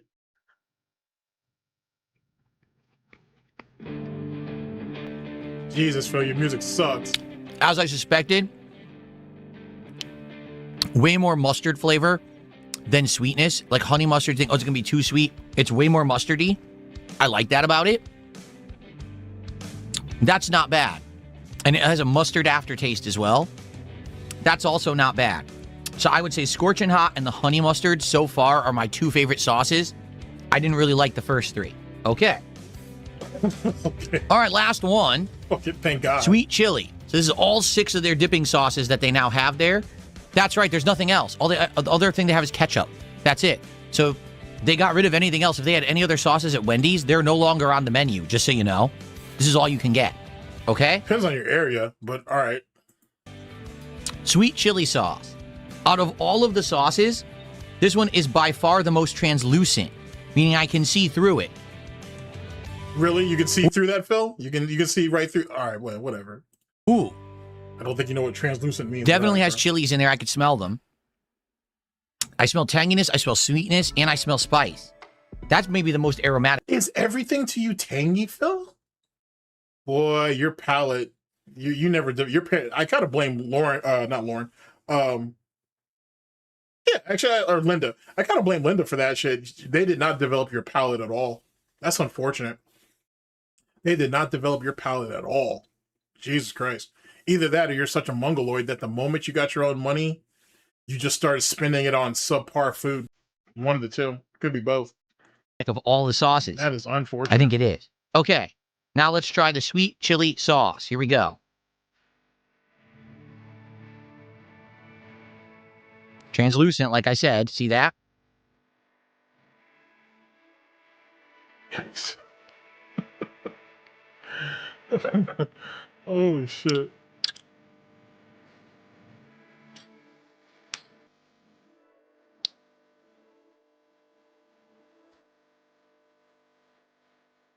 I didn't like that at all.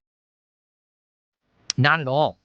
It's very sweet, and then all of a sudden it hits you with this like tanginess on the back end. You're like, oh, and there is almost no heat whatsoever.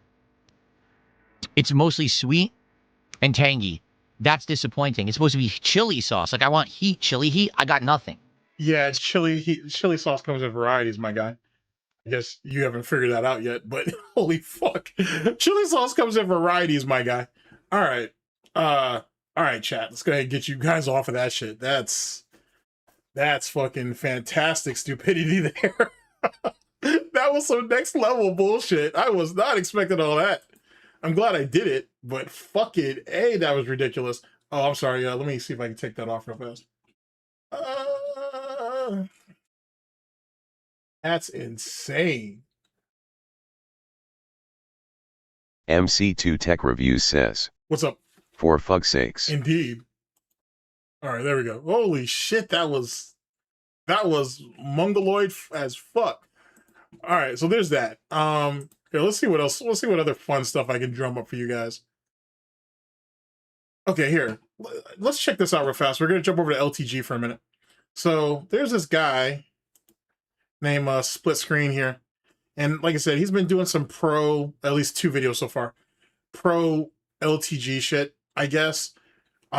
This one right here, actually LTG reacted to. Like, he actually has a video about it. I think that's right here. We may watch a little bit of this. And this is over the whole Tekken 8 situation. And then there's this nonsense here. I don't know what this is, so give me a second. I'll pull it up. We'll see what's what. Like I said, we don't have to watch all of it. Yeah, that was the worst fucking food reviews ever. Holy shit, they were terrible. They were terrible. It was amusing, though, for what it was, but that was terrible, Phil. Terrible. Why are you doing this to yourself, my guy? Why? All right, here. So let's jump over to some LTG shit for just a second. Let me bring y'all in. Let me tap y'all in. Appreciate everybody showing up to the stream and whatnot. Okay, so this is from Split Screen. LTG reacts to a positive video about himself. Now, LTG had said, I want to tell you, late last year, I did a video on it, where that he was, I haven't seen that yet. Oh, okay, that's the Tay-Rock shit. We can tackle some of that battle rap stuff later if you want, because Geechee, for those of you who follow battle rap, or URL at the very least, Geechee's going to be down for a bit unless something happens. It looks like Bill Collector's going to be down for a bit. Sue Surf is supposed to be he may be out of the safe house maybe later on this year. Battle rap's going to take a hit for a minute. It ain't looking good. And for those few people who are like, Easy to Block Captain's going to somehow resurrect shit, if he goes back to URL, that's not going to look good for the trenches or for, what is that? Not Caffeine, Chrome 23. But and that's another thing too, real fast, and then we'll get to this. Caffeine fucked up battle rap, and I stand on that. It was a large influx of money, and it gave a lot of people opportunities, and it made people lazy because people were getting ridiculous amounts of money that some of those guys shouldn't have gotten, and they came in with some subpar bullshit. And now everybody's price is too damn high, or everybody's gotten lazy and complacent, and now they can't even rap anymore. You know what I'm saying? It's sad, but that's neither here nor there. That's neither here nor there. All right, so here we're gonna watch this right here real quick, and we'll see what we make out of it. Chat. Oh, this is Split Screen. Oh, so you already know who this guy is. I faced off against. All right, now here's the thing with this. Thank you for the 100 candies. I appreciate it. Thank you so much for that. I love it when I have non-black fans. It just means even more to me because it means I'm multiple. Jesus Christ. Okay, I guess, man. I don't. A fan or a viewer is a fan of a viewer, bro. You don't need to relegate people down like that. But all right, do what you gotta do. Bicultural. Jesus Christ. Hold on a sec. Derek James, thank you. Because you can be from any nationality and come through with a bunch of fucking experience, or like a wealth of experience, if you will, or knowledge or whatever. It's not relegated to your skin color. But that's just me. Whatever. The 5 months. Jesus Christ. He's from Asia too? Even better. All right, so the reason I was reading somewhere, Paul, that they say that cherry juice can fuck up your taste buds if you're drinking like the pure tart shit. So maybe that's why everything comes across as tangy to them. I don't know. That's actually a fair point. Why, like, when it comes to like positive content, while I feel fucked up for the people that post it, is because when you do, you're never gonna be met with positivity. You're gonna be met with a bunch of weirdos being on my cock, scrutinizing you, trying to mentally beat you up. So if you're people that experience good vibes in my chat, let me know. Thank you for the resub. If you're somebody who experiences good vibes in my chat, good vibes in my stream, and you want to post that, don't let the internet beat you up. Don't let these faceless cell saga. DSP has already said this shit. I mean, he'll probably say it in a much more funnier way, but DSP has literally said all this shit. Holy fuck. Pussies beat you up for posting that content. Good vibes in my stream. And you want to post that, don't let the internet beat you up. Don't let these faceless cell saga pussies beat you up for posting that Cell Saga? Why can't I be like Majin Buu or some shit though, bruh? Kid Buu in particular. The fuck? Why don't I be fucking Cell, bruh? Whatever. Content. Do what you do. Block and ban these niggas and move on. I would love for there to be a community of people that clip my positive on a positive content side versus these weirdos that steal it from the negative side. That would be fire if it was like, you got one side that just clips and, you guys. It's funny enough, DSP actually had that at one time or another. He lost all of it because you don't know how to treat people. And now LTG wants that same shit too. That's never going to happen, bro. Not like that. Not where you're talking about building up a militia, a volunteer militia against an actual well-oiled, well-run fucking army, bro. Like, I'm not even fucking a private security force, if you will, that also is fucking an army. And all the fucking mercs and independent guys over there who do their own shit. You're never going to be able to fight against that, no matter how many people fuck with your content. That's just not realistic. Take all my shit and it's positive and you're spamming it to the internet, phenomenal. And then we got this bullshit side that's existed. So, but if you have so much talent and whatever, why do you need people to put out positive content to signal boost you? If you're supposedly above all that, and all of this exists purely because of how talented you are. See, like that right there is like a walking contradiction if you think about it, but semantics. Anybody in here on some positive shit, I can't really give permission to take my content because people do it anyway. But if you're one of those people that want to just post positive clips, make shorts, make videos out of it, start pushing different authentic narratives. I didn't rank races. I don't believe in race. I believe in ethnicity. Anyways. I faced off against low tier god in Mortal Kombat 1 and this is what happened. Central, shout out for the 32 months. He had a good connection from over there. I'm a new Mortal Kombat 1 player, but I've been playing fighting games my whole life. So I wanted to see how well I would play against someone like low tier god. In our first matchup of Sub-Zero versus Cyrax, I was really nervous, and I kind of forgot how to pull off. Okay, here's the reality of this though too, and I'm gonna put this out here. I don't want to put split screen into like a fucking box or nothing like that, but he's not unique in that there are people all over who are fans of LTG for one thing or another, mainly just because of how charismatic he is. That's really like one of LTG's drawing points that he has over most lolcows, right? Like he's been able to preserve it where like Wings has basically fallen by the wayside, DSP has fallen by the wayside, even like Review Tech USA has fallen by the wayside, right? Like he's been able to endure in that. But that's not really something unique though.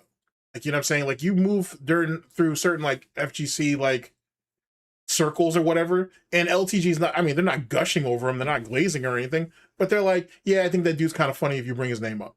And they kind of leave it at that. So it's not anything in particular. Moves in the game. He beat me with zero effort. I mean, look at his face. He's not even trying. Yeah, he calls himself Sagas. I mean, creative way of going about it, but still, let's evolve a little bit past that. In our rematch, I faced off against this Reiko, and I was a bit more prepared this time. However, I still got my ass kicked. Remember, this was a guy who could win rounds in matches against pro players. Which made me realize how good all of these people on YouTube were, and that I needed to train a lot more before I could consider myself tournament worthy. Okay. Look at my face. I was happy since this was my first time playing a streamer, but for him, it was Tuesday. All I can say is, good game LTG. The thing is though, is did LTG rage out? That's what I want to know, because I'm not seeing it, so it makes me wonder. Train and be ready when I pull up the next time. Hey man, I'm so used to the negative content. It's like I got to get used to seeing the positive shit. You know? Hold on a second. Let's see. if you have to say that you are the best, you're the best all the time, you're probably suck. Facts. Facts. I can agree with that 100%. Like, you know what I'm saying? Like, people who are talented, people who are smart, people who are good, whatever, they don't have to say it. Like, they let all of that shine through. You don't need to fucking put that out there for the world to know it. So I agree with that 100%. You know what I mean?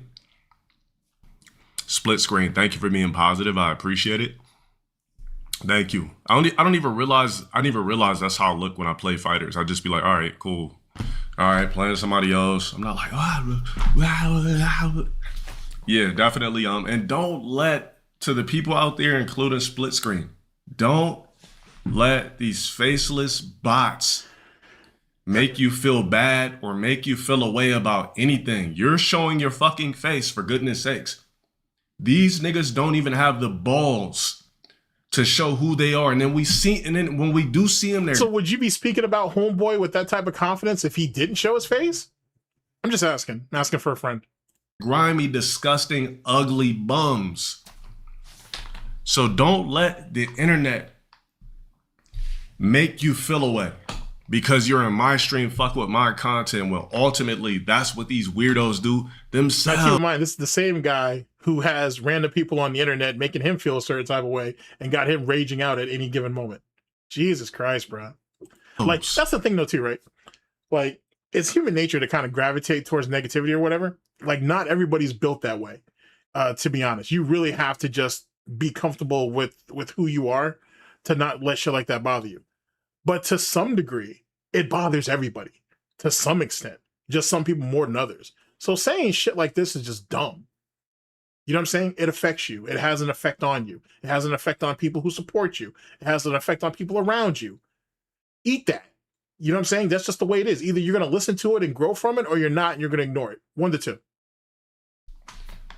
So just don't get beat up by the fucking internet. That goes for every viewer in here that fucks with my content and fucks with me, fucks with the product.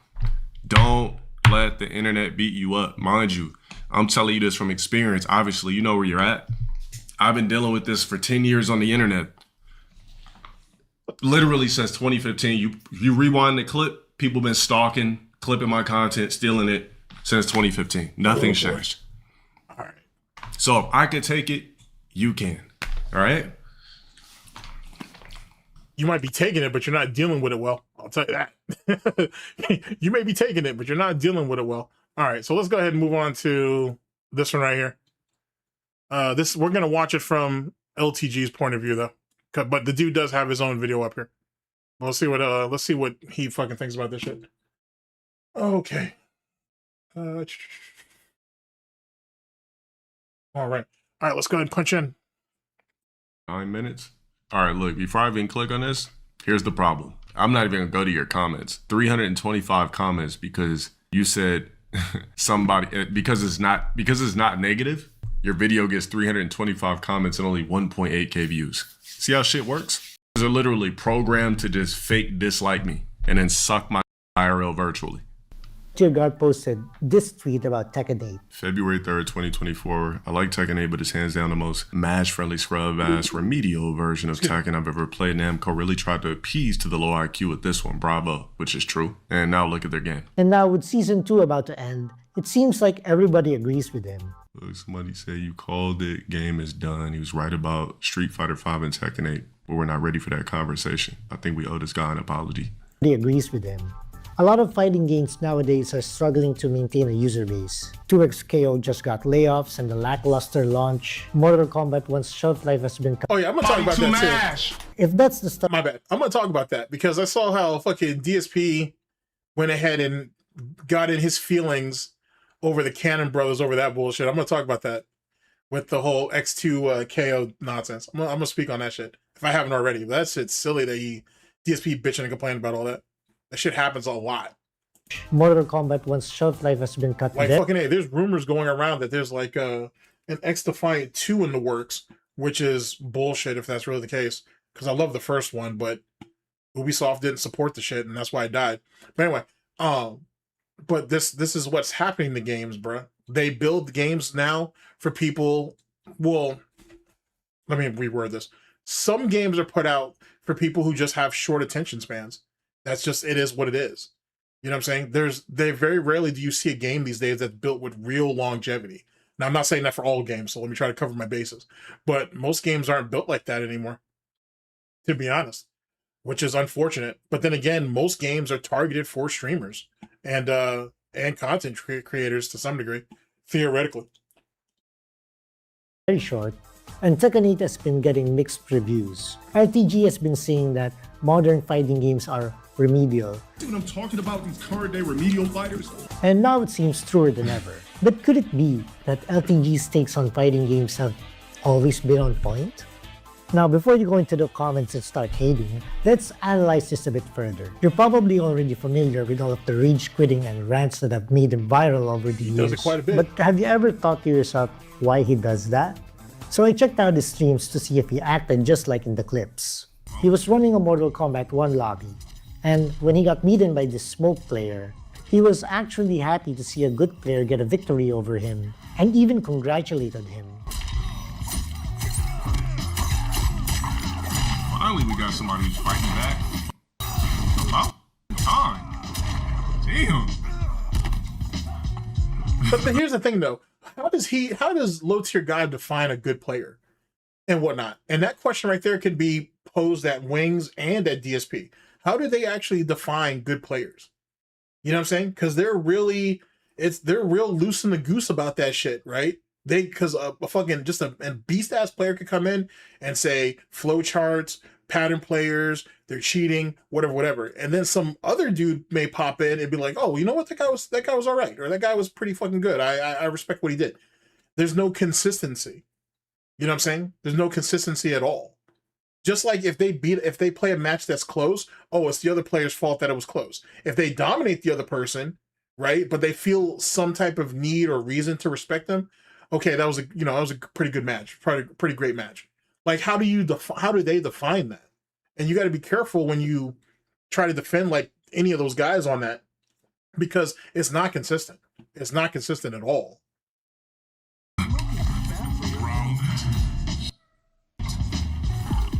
Congratulations, bro. I'll talk to somebody else once. See what you guys got. And then in the same lobby, an even better... For all we know, LTG was just in a good mood. He probably just got a bunch of candies dropped on him, and he's just chipper about the shit. DSP does that shit too. So what's the real measuring stick of an actual good player? Shows up and wins over LTG.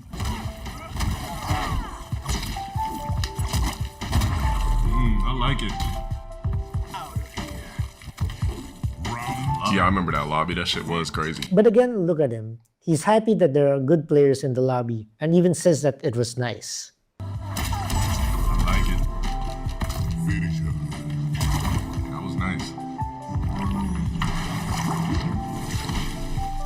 I like it when I got good players that are subs in my lobbies. Then he runs a Street Fighter 5 lobby. And then this Luke joins out of nowhere and whoops everyone.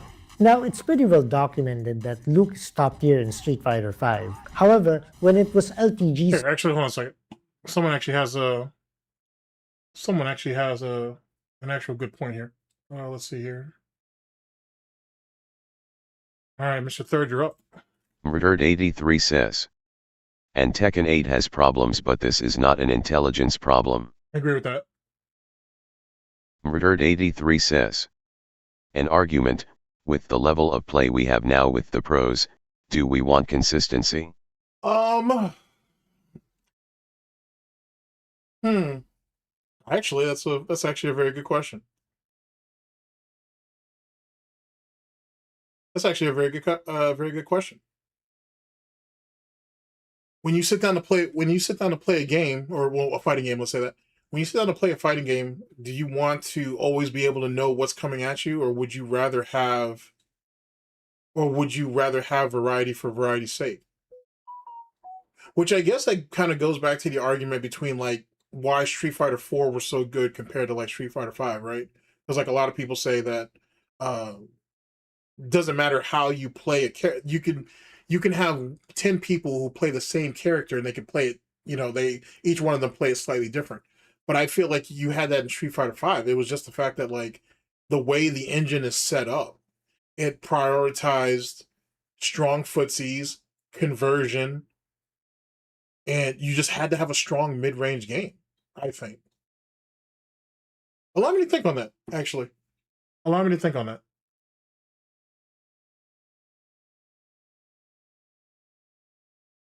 Murdered83 says, you know they will exploit this immediately. Anything can be exploited. Unfortunately. Anything can be exploited. Given enough time and whatnot. So, like, a fair point, though. Like I said, I'll think on that. But anything can be exploited. That's just kind of the reality of the situation. But you can't have a game. I guess a game does need to give you a level of leeway. But I feel like talent, hard work and or talent will always rise to the top, though. No matter what. There are just certain things that, there's just certain individuals, right, who have just certain skill sets or mindsets or who just train a certain type of way that will always overcome. It's just the reality of it. It's like anything else in life, to be honest. A lot of the complaints that like LTG has, like DSP has, is the fact that like the ceiling, the entry level to get in is too lax. And that doesn't, I don't see that being a problem, because the more people you have in, the more ways a game can be played. The more ways a game can be learned. You know what I'm saying? Like the more people you have, the better.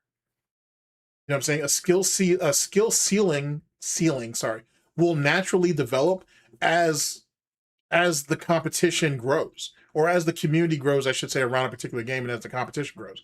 Because sooner than later, people just get weaved out. It's just the reality of it. It's just like anything else. So when LTG says the shit's brain dead or it's too easy or so on and so forth, excuse me, if that's the case, then why aren't you doing well then? If everything is all just like super easy flowcharts, right? Or if it's all just straight up pattern play, why can't you beat it? Or why can't you work your way around it or solve it? Like, you know what I'm saying? Like, I've never been able, like, that's why, like, maybe it's because of the people that I came up around, but that's why, like, I don't understand that excuse, because it doesn't make a whole lot of sense. It never did. It never made any sense to me like that. Yeah, sorry.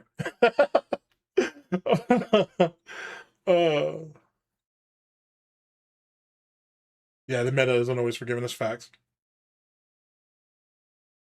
Interesting. Like I said, that's an interesting conversation point, though. I'll say that. This definitely gives me something that gives me reason to think on that, for sure. Big ups. All right, let's continue. There was a sense of frustration in the air. He felt that something was off, and that he was facing a character that he wasn't used to facing. So he goes into training mode to record Gil's 3-frame crouching jab, which he uses to open up an opponent after their attacks. But he notices that Luke can still continue attacking, and even outperforms the 3-frame attack at a certain distance, which was why he was losing the exchanges. Fake, alright, fake. Spams it from far, that's how he got away with it. He would just basically spam it from full. Even if you got a 3-frame, Luke could just keep spamming it. Yeah, but your timing and your range is off, though. Hold on a second. Alright, let's start from here. That he wasn't used to facing.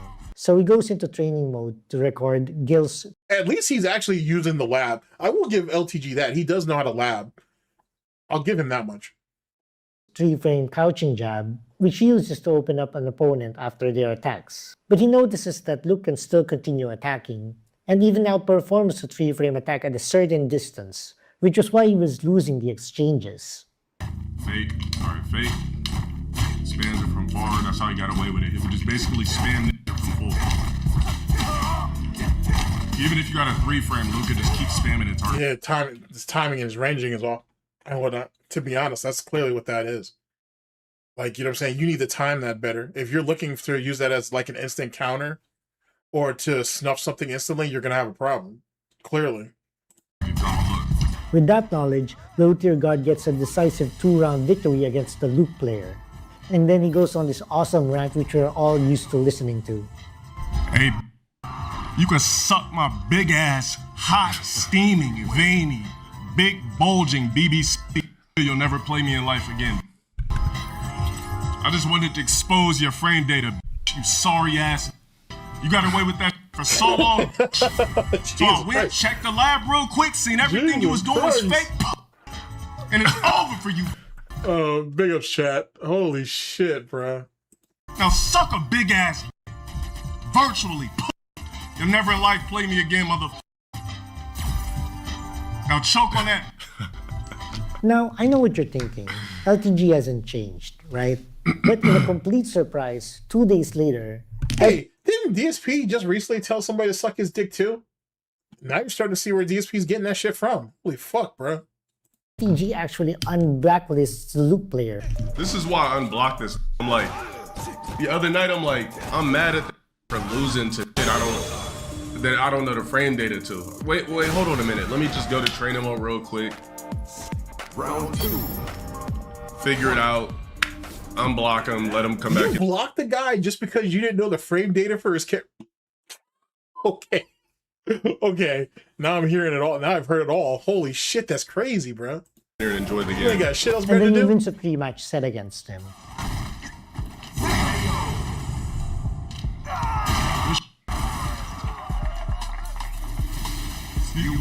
The other night I was getting mad because I'm like, everything this dude's doing fake, but I can't really get mad at the player if he knows how to abuse I don't know how to check. So I was like, all right, let me unblacklist this dude. Another day later, he runs another See, here's the thing, and that's the weird thing about LTG. At times, he shows glimpses of like being somewhat rational, even though I think it's kind of ridiculous to block somebody because you don't know the frame data for that character. That's kind of wild. But I don't know, whatever. It's like Fighter 5 lobby, wild ass and shit, again the bro. Luke player is there. Now, LTG gets kind of heated because he loses a best of 3 against this guy with his Gill. But in a complete alpha move, he commands everyone in the lobby to queue back. Everybody cue the f back, bro. Everybody cue the f back. Didn't I say cue back? So that he can get his rematch against Luke, which he loses again this time but with fault. Again, he commands everyone to queue back, Cue back. Cue back. Cue back, bro. and he gets his rematch with Rose. LTG wins the first match, but he isn't satisfied with a one and done. So he wins a decisive 3-match set against the Luke player, since he already knows that he's exposed to Luke's playstyle 2 lobbies back. Now after watching all of these sets, I think I have an idea of what LTG is looking for in fighting games. He doesn't really like playing gimmick characters or games that rely on assists. Here we look. It's getting the same mileage off one assist. He doesn't like facing players that only memorize combos but have bad fundamentals. Here we go. Ow, ow, ow, ow, ow. Wait. He doesn't like people who memorize combos but have bad fundamentals. That's a thing. Don't get me wrong, but let me hear that again. Now after watching all of these sets, I think I have an idea of what LTG is looking for in fighting games. He doesn't really like playing gimmick characters or games that rely on assists. Here we look. It's getting the same mileage off one assist. He doesn't like facing players that only memorize combos but have bad fundamentals. Here we go. Ow, ow, ow, ow, ow. And he doesn't like comeback mechanics like Heat. When you make heat activation. Okay. Okay. All right. So we don't like games with an assist. That probably explains why he never really played any of the Marvel games. He doesn't like games with comeback mechanics, which any game that has a super theoretically would kind of give you that, but all right. But like, okay, yet again, so we wouldn't like Marvel games. We don't now, and he doesn't like players who memorize combos but don't have good fundamentals. I beg to differ. I don't. There's something wrong with that. In that, you can memorize a combo all you want, but if you don't have some type of understanding of the fundamentals, you'll never be able to utilize that combo properly. That's just kind of how that works. To be honest with you, you'd be surprised what you can get away with in fighting games, for example. But even then, you hit a ceiling where it's like, hey, if you don't actually have the fundamentals down, you're fucked. You can only get so far because it will only be so long until people can figure you out because the weaknesses become glaring. And that's another thing that I feel like people who say that that current fighting games are getting easier and easier, they overlook, excuse me, the people who get exposed. It's kind of easy to tell why they get exposed. Like, you know what I'm saying? Like, there are glaring problems in their game that kind of show, right? And it's very apparent if you've played enough. And that's whether, you know, day one or year one. You could just that's just a thing. But fighting games have kind of always had that. So you can't really say that the game is just too easy and that's why people are able to get away with bullshit, because that's not pragmatic. That's not actually true. Huh. Fuck, I didn't even do that. Body to mash. If that's the stuff he doesn't like, what does he? And he does, but have bad fundamentals. Here we go. Ow, ow, ow, ow, ow. And he doesn't like comeback mechanics like heat.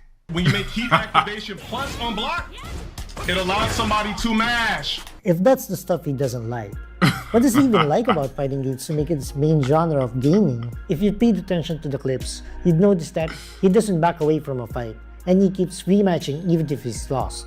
Why? Because I think he's looking for a good time playing against someone. Except for when we're blocking people who he doesn't know the frame data of. There's that problem. That's a glaring thing. We're not going to forget about that, are we? Just making sure. On or near his level. And that's what he's looking for in fighting games. Have you ever played against someone with a game where you two are so evenly matched that even 20 consecutive games later, you're still enjoying yourself and the hours would just go by? I don't know how close okay, see, because now you're starting to get into what is his player IQ compared to like what his execution is, to be honest. Like, now you start to get, now you kind of have to open the door to that conversation. Because like, for example, where DSP completely and utterly relies on instinct, that's why he doesn't like worry about frame data. He doesn't worry about matchups and shit like that, because he don't care. It's way too much for him to do. He looks at fighting games as incredibly simplistic, or they should be simplistic. And it's literally all in the heat of the moment type bullshit. But there are limitations to that. LTG doesn't mind learning frame data. He doesn't mind going in and labbing, right? So even though his fighting IQ might be high, his execution may not be good enough at times. So you start getting into, I don't know, I could bore you guys with that type of argument. I think the It just reason depends, I LTG guess. calls most modern fighting games remedial is because I honestly think this video is bait. It's pretty good bait, to be honest with you, if someone really wanted to get autistic and try to break all this shit down. But it's it does give me something else to think about, though. I'll give him that. It's provoking thought, and I can at least appreciate that. gaming's hard to emulate nowadays. Now let's look at this made-up graph with no relevant numbers I made. In the past, with games like Street Fighter 3 Third Strike, Street Fighter 4, Tekken 5, your enjoyment in fighting games is pretty much dependent on where you are in this graph. If you are a new player, you're either new to fighting games in general or new to that specific game. If you are an amateur, you either Yeah, Black definitely wouldn't have made a graph. A Black would have just been like, man, this LTG always complaining about games. That's why I don't fuck with him, man. Like, he really just, like, I don't even know why, like, I don't fuck with him, but I just watch his shit, and, like, I just don't fuck with him. Or if it's a random Zach. Like, I don't even, like, it's crazy. Like, I watch all of LTG's clips. He's talking about that one dude that was critiquing his Tekken 8 footage and was, like, getting a buzz off of him, and LTG was getting big mad about that. I remember that guy. That guy was breaking his shit down, too. Like, that shit was kind of hard to watch. like, damn, LTG, he ain't got you cleaned up. Wake up, I'm eating a bowl of cereal, I'm watching his clips, but I just don't like the guy. This definitely would have taken the breakdown from a Lou, for sure. Everybody else would have been too lazy to do the research.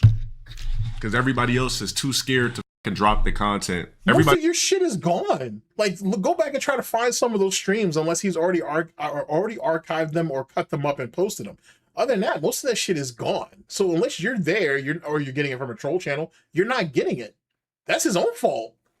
If you want people to sit there and really break down your footage, right, and actually give it the respect that you feel that it deserves, it has to be made available to them, and it's not. So that's on you, my guy. else is too scared to drop content that doesn't go with dumbass troll shit. Everybody's too pussy. That's why you see only 1.8K views, 325 comments. I'm not even gonna go to the fucking comments. Just got the fundamentals and features down, or you're in deep with the frame data and Oh, techniques. dual muchacho? Damn, like, I don't even, like, fuck, bro. Like, I don't even fuck with that nigga LTG, bro. But, like, I still be watching him and shit because his TikTok clips are funny, bro. Because who do you think is the number one ethnicity be asking me for pics IRL? Muchachos. But none of you are following. Characters that you made. If you were a pro player, you either came from other fighting games, or you were a pro player in that game specifically.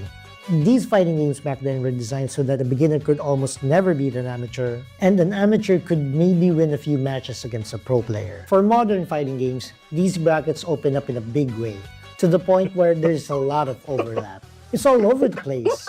Because of new combat mechanics like heat, sparking blast, modern controls with simple inputs that eliminate motion inputs, there are bigger chances for beginners to beat amateurs, and pro players from other games that don't even play the game you're playing can... Most of the light-skinned brothers I've met have been pretty chill, to be honest with you. I haven't ran into too many of the too many Drakes where they're either sensitive or they're overly angry. I haven't met too many of them, to be honest. I mean, I've had my fair scraps, what I'm sure with more than one, but for the most part, they're relatively chill for the most part. play sloppy and still win against you. Back then, when you made mistakes, you were punished just right. Games back then didn't have these built-in comeback mechanics. Now, if you make a mistake against a beginner who doesn't have good fundamentals, but has a combo memorized, you'll lose a big chunk of your HP. Look at this, I can play footsies with this Scorpion for the entire round, and he gets me back if I let go of the block button just one time, and then get speared into this combo, gets me back if I let go of the block. What the fuck is this shit? I can play footsies with this Scorpion. See, here's the thing though, but that goes back to my argument. If the dude didn't have decent fundamentals, then wouldn't he fuck the combo up? Because you can memorize a combo all you want, but if you don't have the fundamentals needed, eventually the combo is going to end up failing you. Because you're going to fuck up your timing, you're going to fuck up the placement. I don't know, that matters me. Like, memorization only gets you so far. The entire 1, 2, round. 1, 2. Back if is Dale a Drake? No. Like, I'm talking about like, nah, Dale's not even light skinned though. Not like that. I mean, he can go ahead and walk around with his fake peanut butter complexion. But even then, it's probably really more of like a peanut butter complexion with like milk chocolate mixed in more than anything. No, I'm talking about like you're like shit. What is my some of my people's like calling them like waffle colored brothers and stuff, right? Like them real light skinned dudes. Matter of fact, give me a second. I bet I can actually pull someone up for you. Just to give you an example. Let's see here. Let's see. What have I been watching a lot of as of late? Okay, here we go. We got Baller's Life. Or Baller's Life, I should say. I should actually go to Off the Dribble, to be honest. But okay, let's see here. Light Skin Brother. We got a lot of them. Like, you know what I'm saying? We got a lot of light-skinned brothers out here. Here, all right, let's bring you in. All right, we're going to go to the Baller's Life page and whatnot. Like, this would be an example of a light-skinned brother right here. Rob. He actually had a good one-on-one the other day. Well, a few weeks ago. You know, taking $5,000 off somebody. It's crazy. I would have never betted against Rob like that. Fucking A. Let's see here. There's Unk. That's an example of a real dark-skinned brother. Let's see here. Matter of fact, let's just go to the videos real fast. See what we got popping here. Let's see here.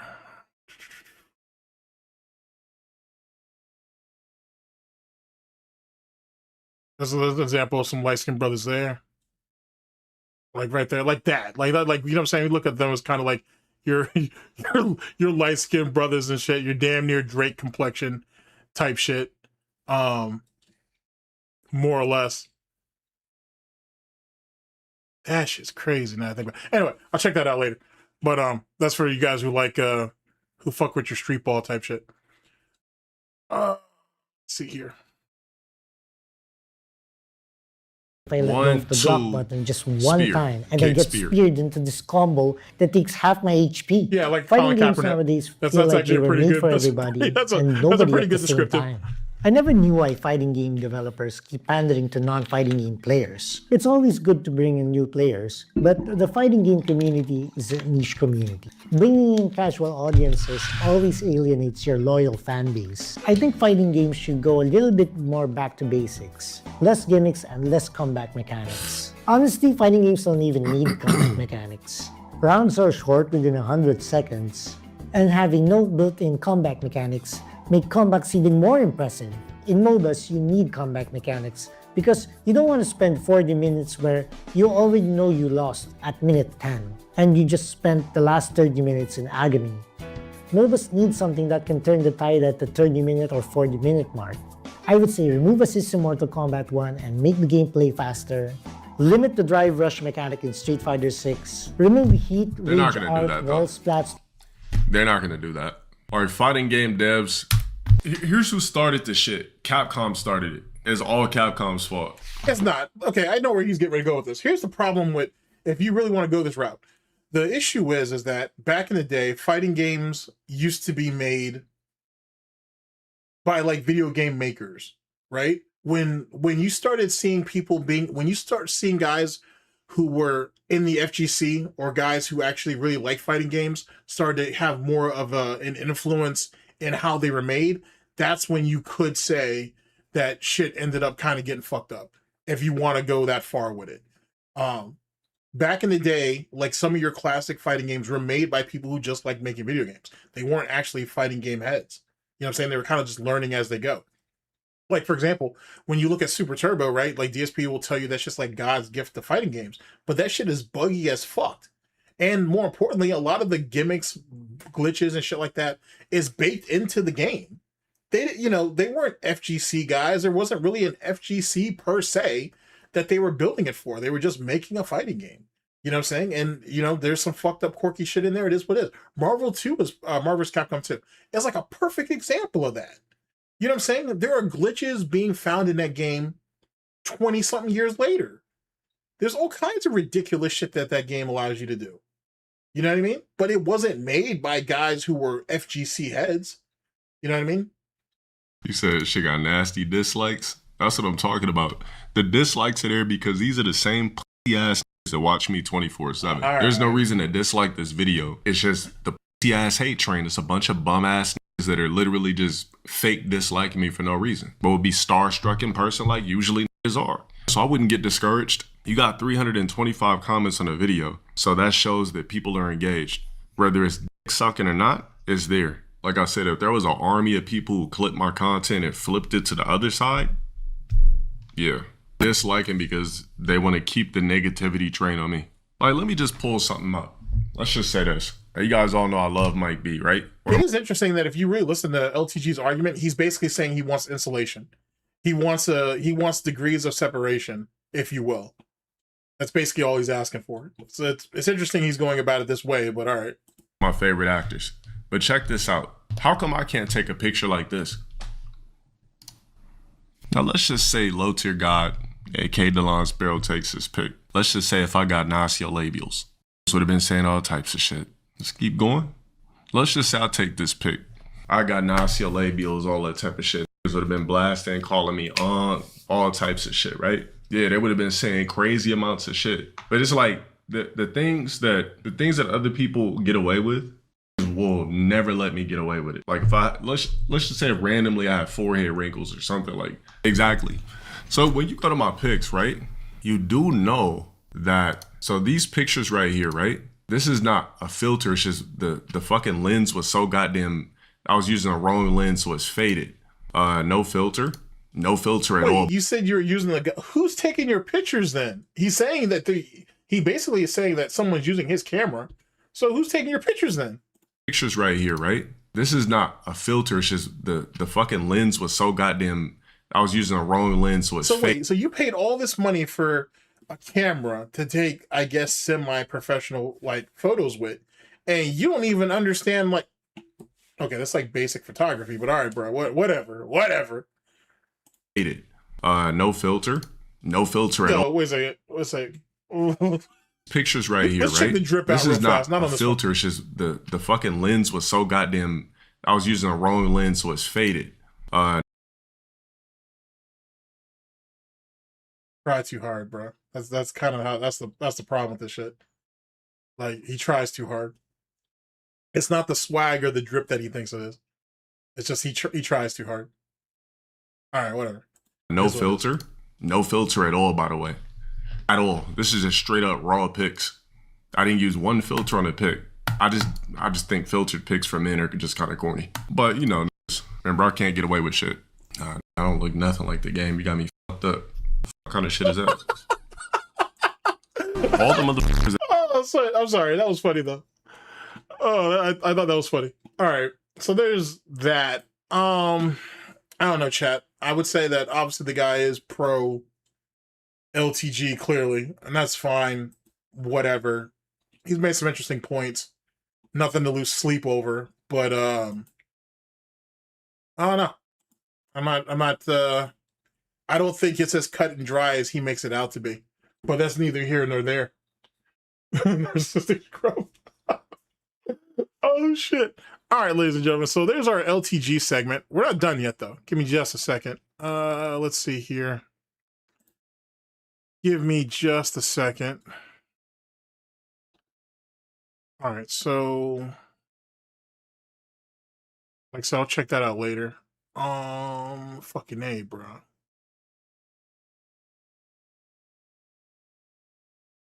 Let's see.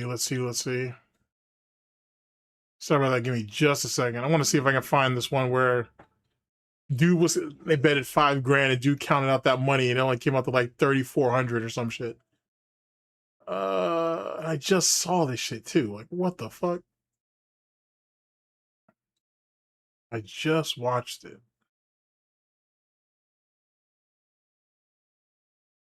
Let's see. Is it possible that...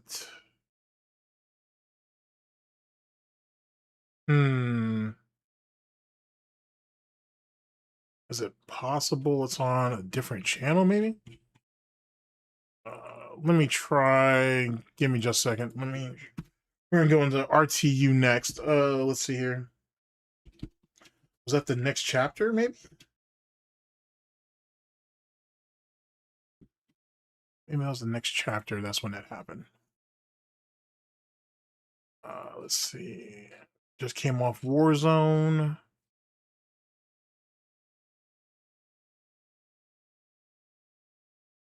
Because it wasn't off the dribble.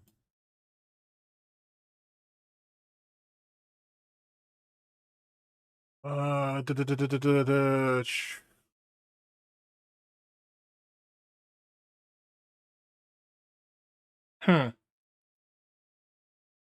I'll take a minute to find it. But that shit was hilarious. Like, let's say you show up and bet $5,000 and you don't even have all the money out right then and there. Can't do that. That's illegal. You shouldn't be allowed to do that shit. All right, chat. We're gonna go ahead and move into. We're gonna go ahead and move into our next segment. We're gonna go over to some Review Tech USA because that's always fun. So we're over here with Review Clips USA. Big ups. And let's see here. We can we can go over the doxing allegations. This is fully fleshed out though. So this is like over a period of time. This is him going after Snort Hogan. And or DSP getting or Review Tech getting roasted by being roasted by fucking DSP. So you guys care which one, or you want me to just pick one randomly? Whatever, what do you guys want to do? I'm going to cue these up now, actually.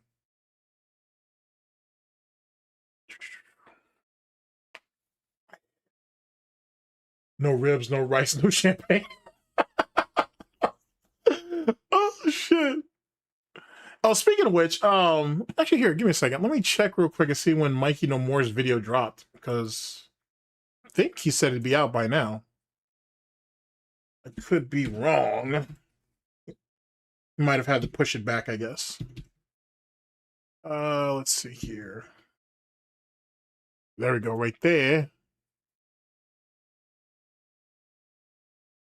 Hasn't dropped it yet. All right, no worries. No worries. Let's see. I'm less familiar. I'm less familiar with RTU. Too much USA and RTU. That's funny. RTU is your classic failure. In spades, to be honest with you. In fucking spades. Let's see here. Oh wow. That's not on screen, is it? Okay, cool. Not sure what that is, but we'll have to check that out later. I'm not sure where that came from. I am not sure where that came from. Holy shit.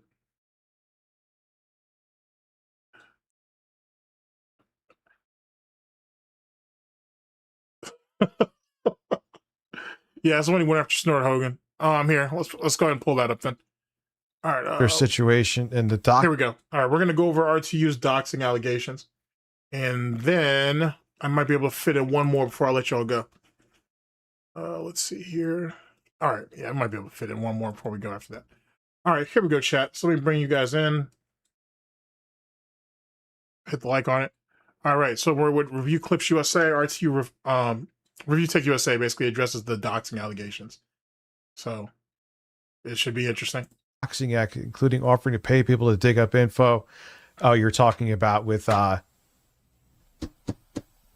who is that? Snort Hogan, because I was going to give it to the police. Yeah, I already talked about that. I don't give a fuck about that. Won't apologize for that shit at all. And the thing is, I ended up getting it anyway without even having it be. It just was handed to me on a silver platter, and I didn't even ask for it from that person. So RTU has multiple people out here trying to dox. Keep that in mind. Information I would have gotten would have just stayed private and went to the police too. They forget that part. I wouldn't have posted that publicly. Yeah, that's a lie. Another thing that 1's 2 cents wouldn't have added on to. Brazy Mama, is that picture of Snort Hogan real? Yep.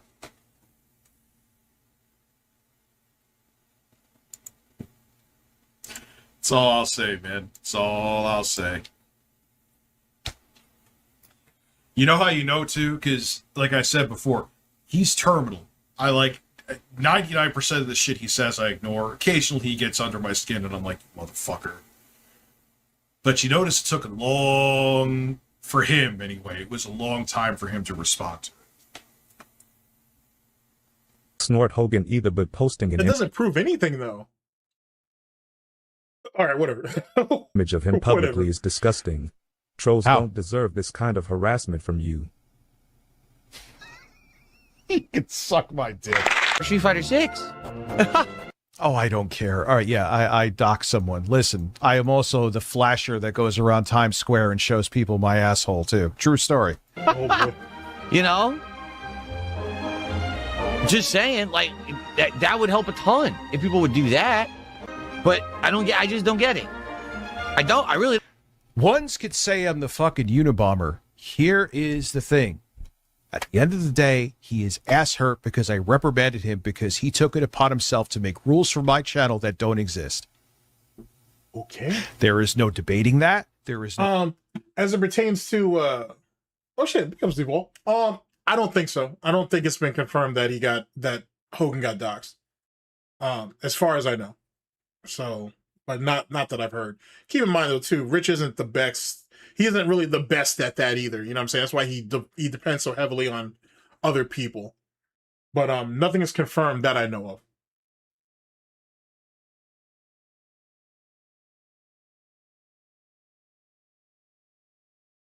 of. Let's see. Don't take this personally, but where do you find these people? Does a country have lol cow farms somewhere? Every country has lol cows, my friend. Rich, like a lot of these guys, they were all fucking just losers that were on the internet, or on YouTube, I should say, who were popular at one time and then just fell from grace. It is what it was. It's not hard to find a lol cow. A lol cow is, to be honest, there's a lol cow standing right next to all of us at one time or another. It just depends on how public it goes, right? It depends on how much exposure they get. That's all it is, to be honest. It's every country has lol cows. Trust me. Like, you know what I'm saying? If I took a minute to take you guys to the farms, to Kiwi farms or whatever, you get lolcows come in all shapes, colors, and varieties, bro. It's just the reality of it. You know what I'm saying? It's just the reality of it. They're all over the place. There's a bunch of lolcows in the FGC, in the fucking COD community, in just about anything. There's a lolcow somewhere. It's just a matter of how much exposure they've been given. That's all. We're discussing that. It is literally the objective reason why he is ass hurt. There's nothing else that can be said. Good night, ones. No. Oh, now here come the trolls. All right, goodbye. Here we go. Oh, yeah, that was about Snort Hogan, because that's when he was doing shit that I was going to give to the police. Okay, that's fine. He never says what Snort Hogan did, by the way. Or at least I haven't heard it yet. He's running around here making it sound like Snort Hogan was a terrorist or some shit. Just because I said something that makes fucking sense. I don't give a shit about that. Oh, no. I wanted to hand over Snort Hogan stuff back in the day. Ooh. Oh, my God. You are such a bitch, dude. So, you guys hear it right here. Doxing is on the table if you're fucking with Review Tech USA. Just keep that in mind. Who gives a shit? That's what you got? Now, keep in mind, our boy here forgets that he still lives with mommy and daddy. He forgets that his brother's still up and out there. Like I said, this isn't, if he wants to keep going this route, it's not just that him and whatever troll he's complaining or, you know, he's arguing with. His family's is up for grabs too. Keep that in mind. But then again, Rich has never had a problem with going out other people's families either, so there's that.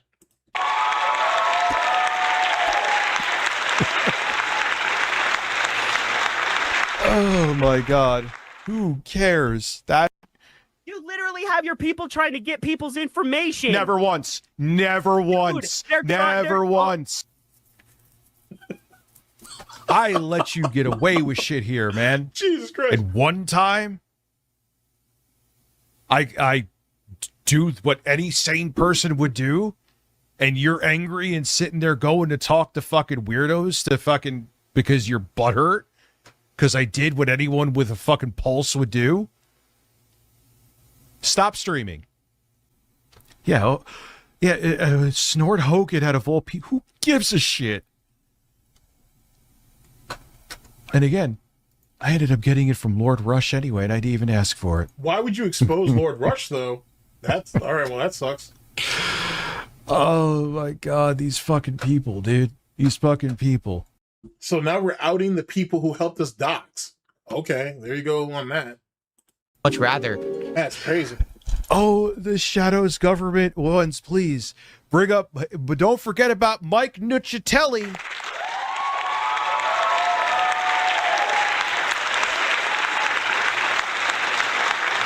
Ones, keep digging. Yeah, basically, it's basically the Ethan Ralph philosophy of going at people.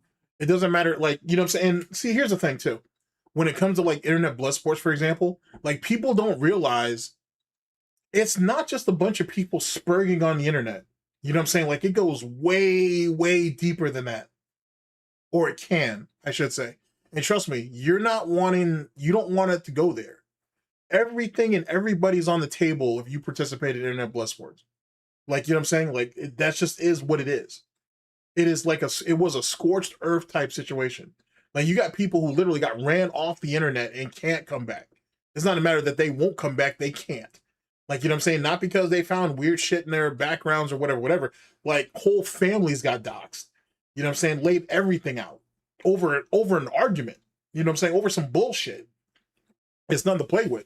But when you're holding the stance that RTU is, where, hey, doxing is whatever, and it's open game on anybody, then you're going to have problems. Now he's sitting here telling people who it was he was getting the dox from. Like, fucking A, bro. Dude, go back to like 1864. You'll find some stuff there. Don't worry. To address. Little did they know, Rich was more than willing to sink to their level. Okay, so the sponsor that came up to me, This is fairly where recently, and here's how this started. This is again where June should have talked to me. I got an email from Dr. Mike Nuccitelli. I'll say his whole name. He was public fucking figure, so fuck him. Saying that he's worked with like talk show hosts and he's trying to do something about making like basically like a blueprint or a book about what to do about online harassment and how it's a new era where we have to look at this stuff as crimes. And I'm like, shit, this is, I was just like, yes, this is awesome. Didn't look into anything. Didn't look into a fucking thing. Just was like, finally, I could be saved from the trolls. Sounds like DSP, don't it, chat? Sounds a lot like DSP. Because nothing gets the trolls to go away. Yeah, Mike wasn't his real name, if I remember correctly, but Rich don't know that. He's fucking stupid. Rich don't know that. He's fucking stupid. By working with a group dedicated to them. That's what the fuck was wrong with that.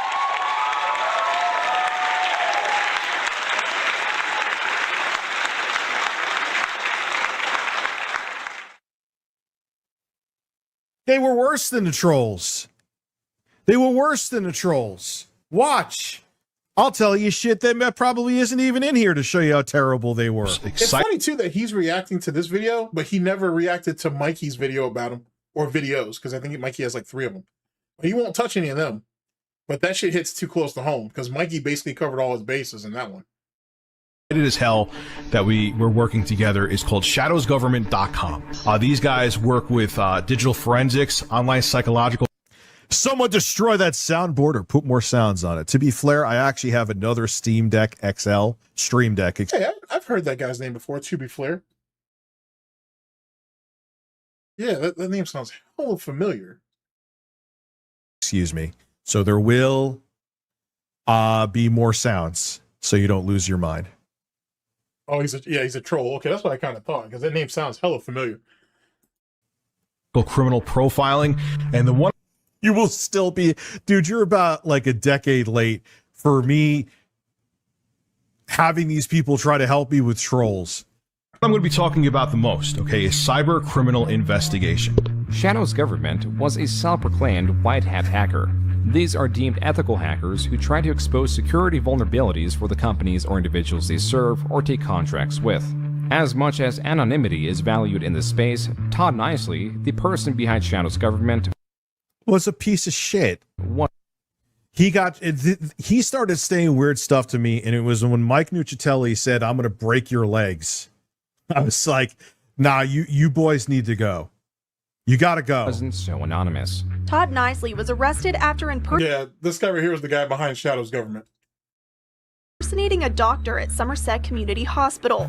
But he says there's more to the story. Todd was a patient when he wondered just how secure the hospital is, both physically and technically. He runs an online conglomerate of computer hackers from all over the world called Shadows. As it was quickly found out, Nicely also had several Wireless, criminal yes. convictions, mostly related to drug possession and driving, whether it be under the influence or with a revoked license.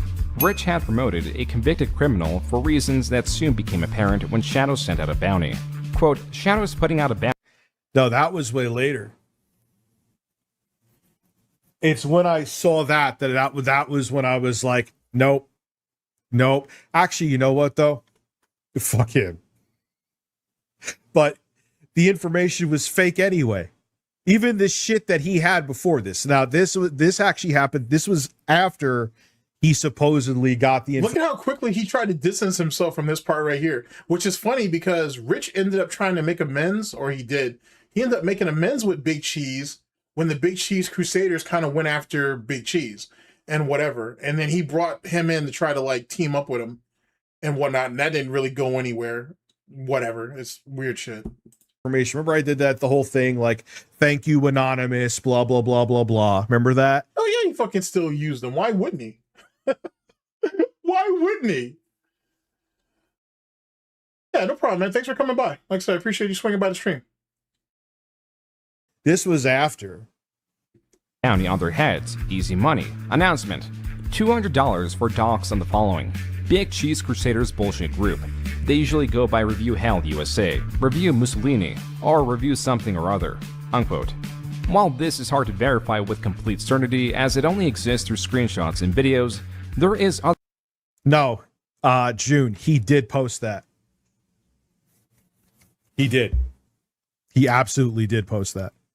Other Yeah, screenshot information of that it? has yet to be wiped, like this Facebook post that can still be found on Rich's Facebook. Oh, Quote, shit. I would like to thank Anonymous, our Predator, and Shadow's government for helping me proactively identify and locate Redacted, aka Review Hell USA. What happened with that? I forgot about it. I swear on my son I forgot about it. I would even mention that in that Twitch video. There was a guy on YouTube who was bothering my family and I to the point that I had Look at that fucking room, man. That room. to get authorities involved. I'm not going to go into details. Basically, they... Yeah, this was like, I was receiving threats that people were going to come to my house, and instead of handling it right and just ignoring it or just whatever I had going... he's forever swearing on his kids. He's been swearing on his kids for as long as he's been on YouTube. And so the irony of what happened to his kids later is, it's fucking out there, bro. It's a ridiculous situation to be in. Like, Jesus Christ. To the authorities and keeping quiet about it. These guys came forward and I'm thinking that this is a brilliant idea. Didn't do any vetting, didn't do anything. They're like, hey, I'll get you on a talk show to talk about trolls. Okay. Massive karma. Massive karma. The unfortunate part is, like I said, there are kids involved. Like, you know what I'm saying? Like, he wouldn't swear on himself. He wouldn't swear on his mother, but he had no qualms about swearing on his kids, which was, that always seems wrong to me. I mean,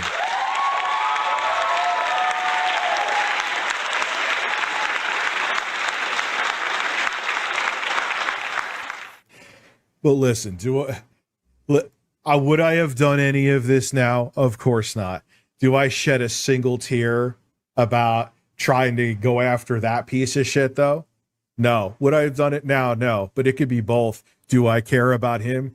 He was a monster. Ask Camelot. Ask John. Ask one of Camelot's fans who also got fired, not just John, because of this psychopath. No love lost for this guy.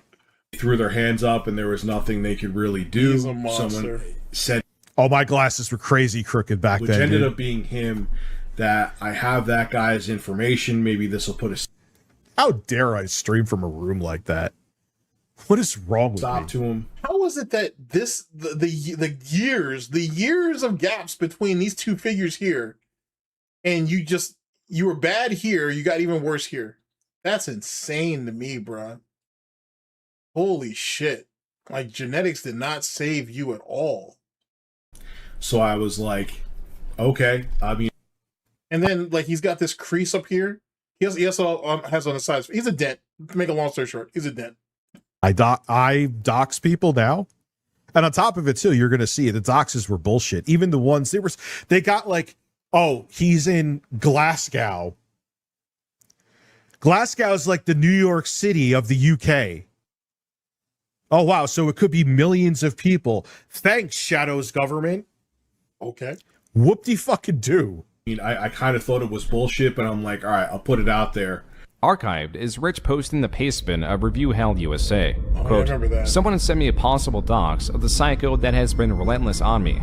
I didn't ask for it, and I strongly question its legitimacy. But what the hell? But yet you're going to post it anyway. Someone sent me the possible dox, right? I strongly question whether it's legitimate, but fuck it. So we were okay with just scorched earth on anybody. All right, bro. This All prick. Bro. Unquote. I never Jesus doxed Christ. anybody. That I didn't. That was a fake dox. That is true too. I did post that in an attempt hoping it was him so I could find out more information. Hoping it was him. I never doxed anybody. That I didn't. That was a fake dox. That is true too. I did post that in an attempt hoping it was him so I could find out more information. So he did post someone's docs, just not the person he wanted. All right, bro. All right, bro. But that was a fake dox. All right, The bro. information there was actually given to me by him to see if I would post it so he could turn around and say that I posted a dox to weaponize it and use it against me. Again, if John is here, he's actually my witness to that. Yeah, he faked the docs so that, dude, this guy was nuts. So then he could say that I posted the docs and weaponize it against me, even though the docs was full of fucking the equivalent of Monopoly money. That was the funny thing. I never looked up anyone's information or did anything to get anybody's information. That was just handed. That is all it was. Dude, I don't care. Fuck that guy. I would never do this now, but I have no remorse for that guy. Holy shit, bro. I gotta tell you. What's up, Razor? How's it going, man? Yeah, we're going with turkey today. Well, we're gonna finish up with turkey, to be honest with you. We started off with bacon and whatnot. We threw some dark meat in there. We had some chicken, you know what I'm saying? That baked chicken though, not fried. We had some baked chicken. And now we're gonna finish off with turkey. Jesus. Fuck him.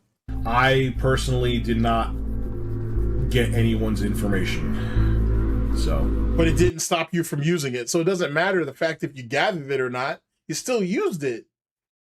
It is what it is. Lol cow behavior. Rich seems confused on what doxing is. Obtaining information is not doxing.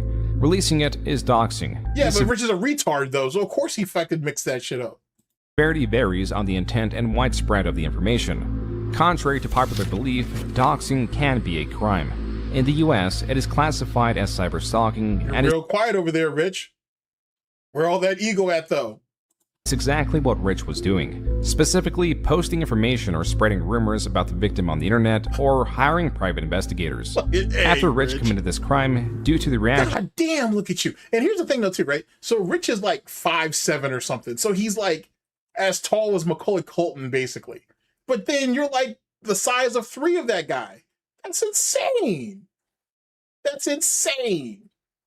He took it down, as explained in this Facebook comment. Oh, I found out that Ethan Van Skyler is like not even 6 foot. He's like 5'9", 5'10". Damn, why are all these lolcows lying about their fucking heights and shit? That's just weird. Don't get it. People were freaking out. I wasn't threatening the person in the docs, and I wasn't the one who compiled it. But due to the reaction, I took it down. I really just wanted to see if anyone knew anything. Which is true. Just the confidence of what, dude? I've admitted to all this before. I've admitted to everything before. Nothing of this has ever been something that's quiet. Again, there's audience members here that I've talked about all of this. Oh my God. So to say that any of this was trying to be swept under the rug by me, my streams, you may have to dig through them, are proof. He's deleted most of them. Yeah, Scott Defoe. I've talked about this countless times. And like I said, they were fake doxes that he put out there to bait me to see if I would put it up to use against me. And I fell for it. That was all dumb. That was all me panicking. I would never make these choices now. I would never fall for any of that shit. I would never, like, I do the back and forth shit posting, but do you think there was a guy. Jesus. I used to sit there for days with him trying to find stuff to give to the police. See, more information you could have. I'm roasting myself here, June. And I think back to that, dude, you could, instead of wasting your energy on this fucking loser, you could have been working. You could have been hanging out with your at the time girlfriend, but instead you were sitting on Skype with another man trying to find another man in a different country that even if you do find him to give stuff to the authorities, they're just going to go up from a different country. Can't do anything. I was dumb. I was dumb. I was stupid. Sound kind of gay, to be honest, but all right, bro. All right, chat. All right, chat. Holy fuck. All right. That's just fucking wild. That is fucking insane, bro. That's what that shit came down to. Lol cow fucking monkeys and shit. Jesus Christ. Oh, there's no, absolutely. Yeah, they never learn. They never learn. And whatnot, which is one of the common traits of being a lol cow, is that you constantly keep making mistakes and you never really learn from it. Holy shit. That's tough. I didn't dox anybody. Okay, I did, but it was a fake dox. It doesn't make it any better. Jesus Christ, Rich. All right, ladies and gentlemen. Holy shit. All right, we're about to tap out. You know what I'm saying? We're about to tap out. That turkey was a little too dry for me. That turkey was a little too dry for me. Holy shit. That was some silly ass shit, bro. Fucking A. Never change, Rich. Never change. Jesus Christ. Let's see this real fast.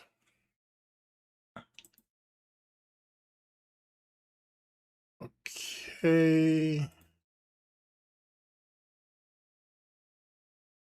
All right, we're in. All right, cool. All right, chat. Let's see, final thoughts, and then I will let you guys go. Enjoy your Saturday, man. There's always something to do and whatnot. Let's see, let me check my front page real fast. Let's see who's in the mix. Let's see, Broside Phil is up and about. It's a Saturday, so I assume most detractors are going to be making a move in some way, shape, or form. But I appreciate all y'all coming out. Like I said, maybe we'll talk about some... Maybe we'll talk some more about some boxing as that comes along. I'm gonna see if I can find that thing about the $5,000 bet that they had in the street ball shit. That was pretty fucking crazy watching that shit go off. And we will also talk about the consistent downfall of DSP's psyche and everything else that's entailed, if you will. But anyway, people, take care of yourselves. I appreciate you all coming out. Yeah, the turkey was a little burnt. I'll make sure there's a little bit more flavor next time around. It's just if you don't watch that turkey, bruh, if you don't brine it right, it's gonna be problems. But thank y'all for coming out, man. I really appreciate it. And I will catch you guys for our next stream, whenever that is. Well, I'll probably have some videos out before that. All right, people, take care of yourselves. Enjoy your weekend. Later, people.